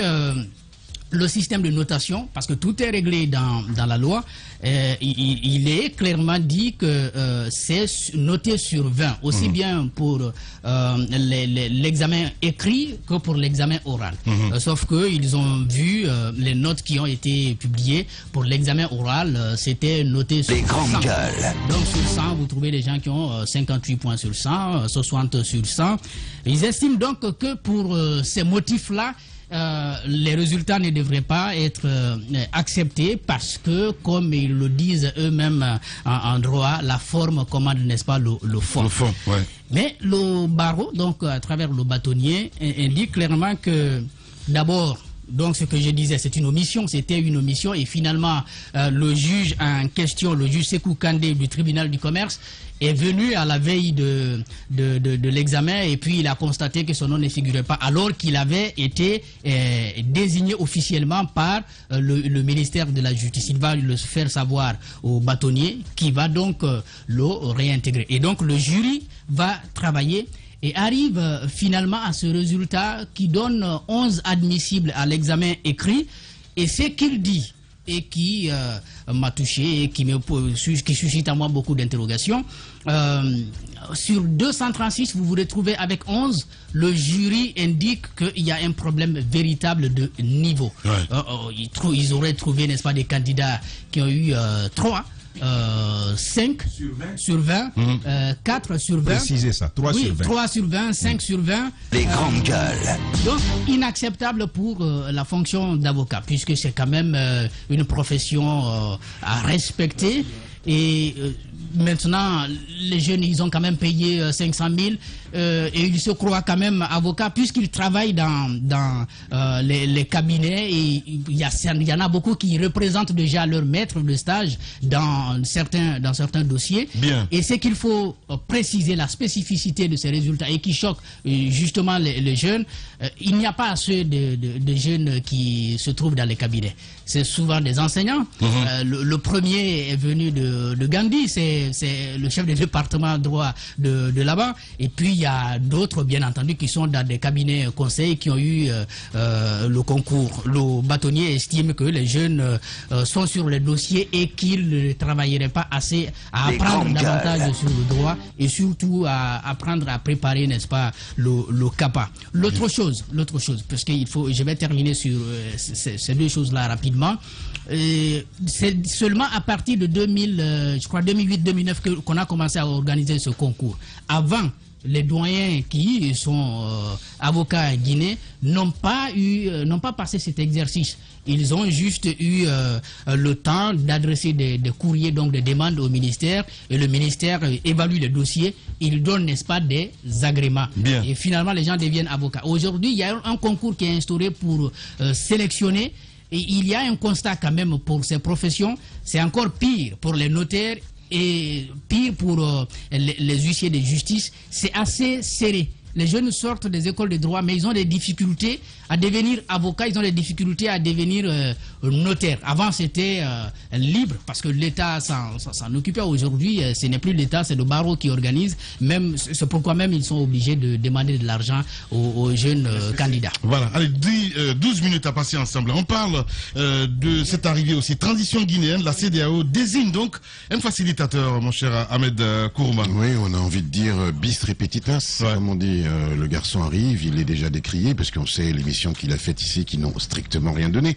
Moi j'ai envie de dire ce matin, si la connerie était sur orbite, beaucoup de membres de la CEDEAO seraient en ce moment sur Mars, parce que ça devient insupportable. Mais pourquoi? Parce que en fait, je vais te dire une chose, pour moi, oui je sais, c'est une boutade. Pour moi, la CEDEAO, c'est un... Comment? Allez-y, Tamba, tu parles pas. Je dis que... Non. Allez-y, allez-y. J'ai dit que si la connerie allait sur orbite... Et je répète que si la connerie allait sur orbite, beaucoup de membres de la CEDEAO y seraient. Voilà, j'assume ce que je dis. Merci, Tamba. Cela étant, il faut qu'on arrête de vouloir réfléchir ou penser à la place des peuples africains, surtout lorsqu'on a failli à faire respecter. Mais la CEDEAO, ce sont des Africains. Laisse-moi finir. Laisse-moi juste finir. Mais qu'est-ce que tu racontes, ce facilitateur? Non, je finis. Il a échoué sur toute la ligne. Il a échoué par le passé, il va échouer encore, il échouera dans l'avenir. C'est ça mon problème. Et pendant ce temps-là, on joue avec les libertés publiques, on joue avec les constitutions, et la CEDEAO ne dit ou ne fait strictement rien pour améliorer la bonne gouvernance, pour améliorer la démocratie sur notre continent telle que nous devrions l'avoir, et cela étant, et puis surtout pour dire au moment avant que les choses ne s'enveniment, avant que les forces spéciales, ou appelons ça comme vous voulez, fassent des coups de force, fassent des coups d'État, mais qu'elles disent au président, mais ces civils démocratiquement élus, qu'on leur dise de respecter l'idée qu'on ne peut pas faire. Je finis, Lamine, s'il te plaît. L'idée qu'on ne peut pas faire un troisième mandat. En fait, la CEDEAO arrive, vous savez, c'est l'histoire du pompier pyromane qui crie au feu, au feu. On vient éteindre un incendie qu'on aurait pu d'abord défricher, déboiser le terrain pour que justement l'incendie ne fasse pas autant de ravages. Et c'est là, c'est une métaphore, mais c'est là la problématique de la politique aujourd'hui, que ce soit de la CEDEAO, voire même de l'Union africaine. Ils pêchent par leur complicité à avoir dénié le droit aux peuples africains de vouloir être simplement gouvernés, économiquement bien gouvernés, tout simplement. Voilà, c'est ça mon problème avec la CEDEAO. Alors je ne suis pas là en train de les insulter, je dis qu'ils pêchent par leur incapacité. Ce sont, à mes yeux, ils sont obsolètes, caduques. Il va falloir revoir le fonctionnement de nos institutions continentales, voire même internationales, parce que il y a encore une dernière chose. Je voudrais attirer l'accent là-dessus. Nous sommes la moitié du monde. L'Afrique est pratiquement la moitié du monde. Et nous sommes le continent qui n'a aucune voie de blocage à l'ONU. C'est inacceptable. Et ça, c'est par le manque justement de volonté de nos institutions. On n'a pas de droit de veto à l'ONU. Et nous représentons la moitié du monde. Merci beaucoup. Allez-y, Antoine, le facilitateur, évidemment. Et Ibn Chambas, à part cela, il y a eu d'autres... C'est l'habitude de la Guinée, hein? Prise contre la Guinée. Lorsque Chambas venait en Guinée, j'avais 23, 22 ans. Quand il a commencé à faire la médiation en Guinée, ça fait plus de 10 ans qu'il continue de venir. Je vois qu'il a vieilli et il a pris de l'âge. Il continue d'être en Guinée. C'est dire qu'en Guinée, pratiquement rien ne change. C'est-à-dire, il a passé son temps à faire de la médiation. Et pour en Guinée, sur le plan politique, reconnaissons qu'il a fourni beaucoup d'efforts pour permettre aux Guinéens de s'entendre autour d'une table. Malheureusement, très souvent, ça n'a pas marché. Pour ce qui est mais si ça n'a pas marché, c'est sa faute à lui? Oui. Tu ne me comprends pas. C'est un mauvais négociateur. Ahmed, tu le connais. Voilà, c'est pas la peine d'insister sur son cas. Je parle de moi. Insiste, justement, insiste. Je dis, Ibn Chambas, reconnaissons qu'il a fourni beaucoup d'efforts pour pousser les Guinéens à s'entendre. Il a pris de l'âge en faisant des médiations. Alors qu'il y a la retraite. Mais non, pour ce qui est de la rencontre d'hier, je trouve que la CEDEAO est la personnalité, elle est quand même. J'ai vu cette publication de Fatou Yassane hier sur Twitter. Oui, j'ai vu aussi. Je la trouve incohérente, la CEDEAO. On nous envoie un émissaire qui vient en Guinée pour constater l'évolution de la transition. À l'issue de sa rencontre, lors du communiqué final, il reconnaît qu'il y a des avancées dans la transition. Ils ont demandé un premier ministre civil. Ça a été fait. On a demandé à ce que les membres de la junte nomment des personnes qui sont issus d'institutions internationales. Ça a été le cas dans le gouvernement qui a été mis en place. Ils exigent la libération d'Alpha Condé. Certes, ce n'est pas encore fait. Non, ils n'ont pas demandé ça. Ils ont exigé à ce qu'ils soient libérés. Ils n'exigent pas. Non, Alpha ils Condé, n'ont pas demandé pour les institutions. Pour les institutions internationales. Ça, c'était pas une demande formelle. Non, tu comprends pas, on parle du cas de fin. Pour le cas des membres du gouvernement, ils ont demandé à ce qu'il y ait des personnes provenant des institutions internationales, à moins qu'on ne revoie la rencontre dernière. Ça a été l'une des exigences de la CEDEAO, à mon avis. De l'autre côté, pour moi, 50% des recommandations faites lors de cette rencontre ont été respectées par la junte militaire. Mais comment comprendre qu'on maintienne les sanctions contre la Guinée, notamment contre les membres du CNRD individuellement? On maintient la pression des sanctions liées au gel des avoirs, liées à l'interdiction des voyages. C'est peut-être normal pour toi, mais pour moi, c'est exagéré. Des grandes gueules. Kassibrou a dit une chose quand il est venu. Vous ne pouvez pas acclamer l'évolution ou l'amélioration dans la conduite de la transition et aller maintenir vos pressions, vos sanctions contre le pays. Non, la vigilance, c'est bien bon, mais j'estime qu'en Guinée, il y a une évolution. On ne peut pas... Et puis, ils maintiennent, en plus de cela, la tenue d'élection en 6 mois. Jusque-là, n'ont pas évolué sur cette position. C'est rigolo. Après, ils savent que ce n'est pas possible. Ils savent que ce n'est pas possible. C'est des rigolos. Même en Guinée, même nos acteurs politiques les plus durs ont donné 15 mois aux membres du CND pour faire les élections. Même les plus durs. Le peuple de Guinée. Certes, on a interdit la manifestation du stade du 28 septembre, ce qui est salutaire, mais le peuple de Guinée, dans sa majorité, a salué ce coup d'État. La plupart des Guinéens sont pour cette transition. Vous ne pouvez pas rester dans vos cabinets hors du pays, prendre des mesures fortes contre la Guinée, sans tenir compte de ce que disent la population. À mon avis, les Guinéens sont pour une transition d'au moins plus d'1 an. Vous ne pouvez pas maintenir 6 mois pour des élections alors qu'on a déjà 2 mois de la transition. Je voudrais juste par rapport au cas de Ibn Chambaz lui dire qu'il arrête de chambarder l'ordre social dans notre pays. En termes d'émissions de carbone 14, la Guinée aurait pu porter plainte contre ce monsieur si vous tenez compte de ses allées et venues ici par avion. Bon, heureusement, c'est pas nous qui payons la facture, mais notre couche d'ozone a été sérieusement menacée par le nombre de voyages qu'il effectue ici. Pour quel résultat, bon sang de Dieu? Même un aveugle, lorsqu'il cogne, écoutez, même un aveugle, attends, Djadja, le coup de grâce du 5 septembre, le coup de grâce du 5 septembre, le coup de salut du 5 septembre, je m'entends? Je m'écoute. Le coup de salut du 5 septembre a été accueilli par le peuple de Guinée. C'est la rédemption. Vous comprenez? Le peuple de Guinée l'a accueilli. C'est pourquoi nous ne sentions pas les balles sur le terrain. Vous comprenez un peu? Voilà. Donc, exactement. Oui, je m'entends, Lamine. Ce coup de grâce-là a été accueilli par le peuple de Guinée. Le peuple est sorti, l'a acclamé. Parce qu'on en avait jusque-là. Nous, notre mort était programmée déjà. Vous comprenez? Il fallait être sur le terrain. Là, alors, à ce moment, vous avez la légitimité, vous avez cet apport du peuple. C'est pourquoi j'ai trouvé que c'était pas normal qu'on fasse cette sortie de soutien démagogique au stade du Vétus. On n'en a pas besoin. Lui, il a déjà l'assentiment, le soutien du peuple. On n'en a pas besoin. Alors, si la CEDEAO veut aider la Guinée, elle doit aider la Guinée en restant derrière le peuple de Guinée. En restant derrière ce que le peuple de Guinée veut faire de sa tradition. Et pour l'instant, c'est en train d'aller mollo, mais bien. Ça, exactement. Moi, je voudrais qu'il s'occupe du cas malien. C'est un plus grave. Là-bas.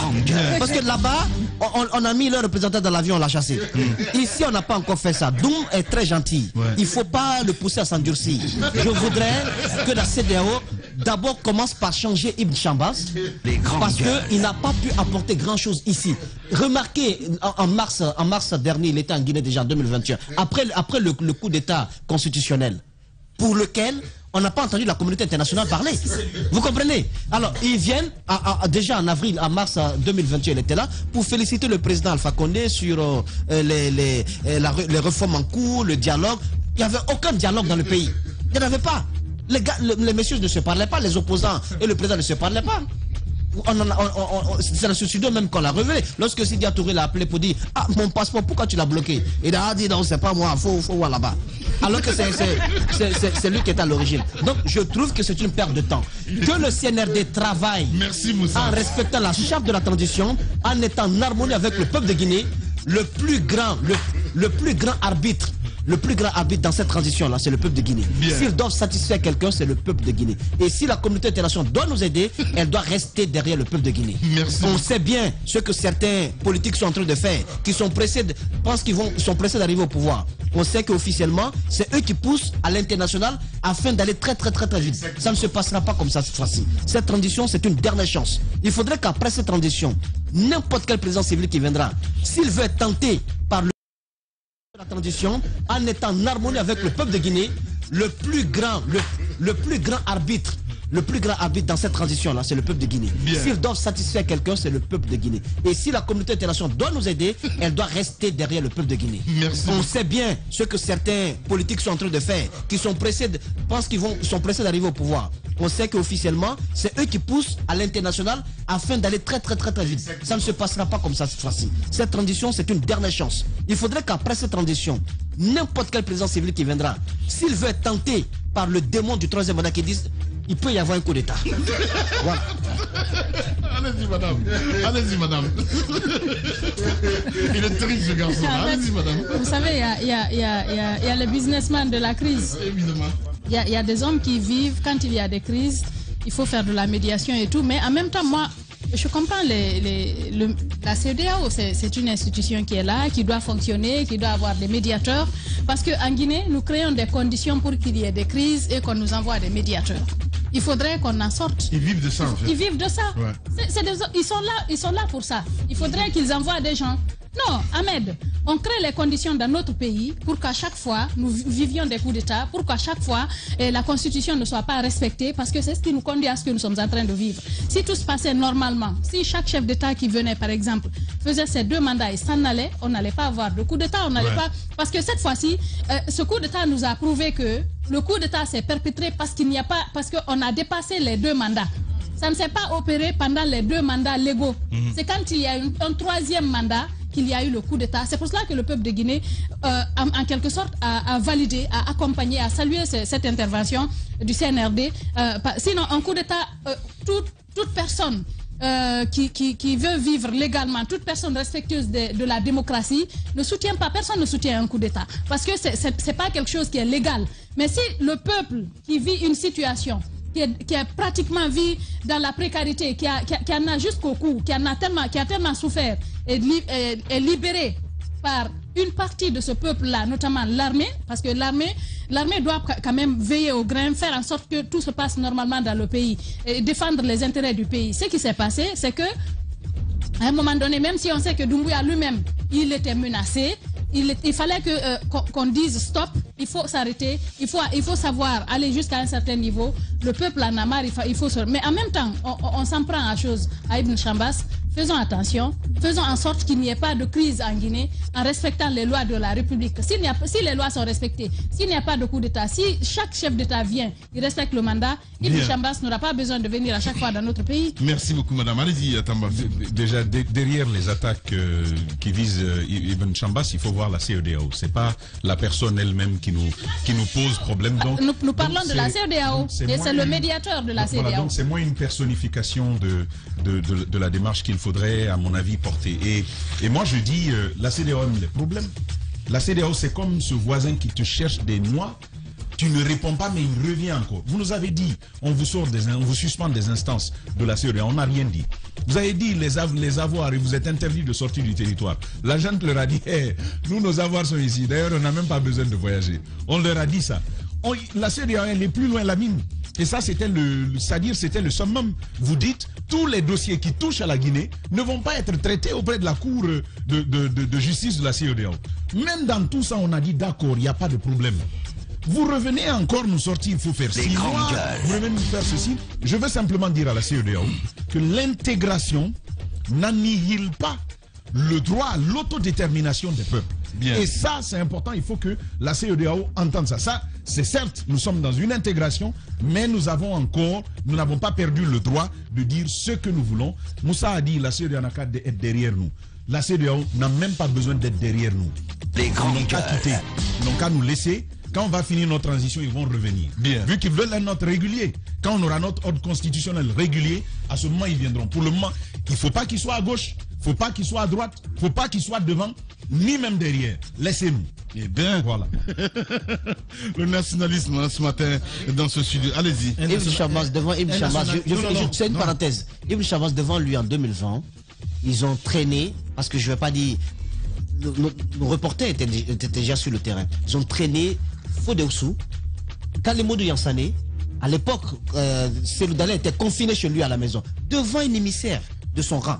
On a pris les pieds, les 2 leaders là, leurs pieds ne touchaient pas le sol. Vous savez comment ils ont cette force par derrière. Par derrière. Vous comprenez? Je trouve sincèrement Je n'ai pas dit qu'on ne peut pas les recevoir, mais ce monsieur, c'est la programmation de l'échec. Merci Moussa. Voilà. Eh bien, allez-y, Ahmed. Moi, je suis pas d'accord avec vous. Moi, je pense que Ibn Chabbas, comme Tambal disait à l'entame, il représente une institution. Ils ont une mission particulière. Ils viennent expliquer ce qu'ils ont à faire et ce que nous devons aussi faire, puisque nous appartenons à un ensemble. Cet ensemble-là, alors on a le choix. Soit on sort de cet ensemble, ou quand on est là-dedans, il y a des principes à respecter. Alors on les respecte ou, comme je l'ai dit, on sort. Alors si on décide de rester, alors on doit respecter. Donc la CEDEAO, on ne peut pas interdire à M. Ibn Chabbas de venir en Guinée. Il viendra. Mais non, mais il n'y a pas de problème. On peut décider, comme vous l'avez dit, on peut décider de le faire. Mais quand on décide de le faire, en ce moment, on sort de ce tout. Mais quand on est dans ce tout, ils viendront dire, tant que nous ne serons pas à un certain moment, entre guillemets, responsables, je pense que d'autres continueront à venir nous parler. Vous plaignez de Ibn Chabbas. Qu'est-ce que Ibn Chabbas a fait? Ibn Chabbas n'a rien fait. Ce sont nous-mêmes les Guinéens qui n'avons pas été à la hauteur. C'est ce qui a fait que Ibn Chabbas est venu et il viendra encore en Guinée. Alors, moi je ne souhaite pas qu'on s'attaque de cette façon, Ahmed, comme vous l'avez fait tout de suite à l'entame, à une institution de cette façon. Non, merci beaucoup, je ne suis pas d'accord. Non, on reviendra. Le message est passé. Non, c'est fini. Non, c'est pas fini. Mais si c'est fini, il est 11h. On reviendra demain. On reviendra là-dessus. Parce que ce n'est pas normal. Ahmed Kamara, mesdames et messieurs, merci à Mohamed Gabi qui a réalisé l'émission ici à la radio, à Camille Condé, Mamoudou Condé, Alassane Sano, Alassane Diallo, voilà, c'est bien ça, pas pour tout. Prenez soin de vous. Demain, on se retrouve avec le même plaisir. Au revoir.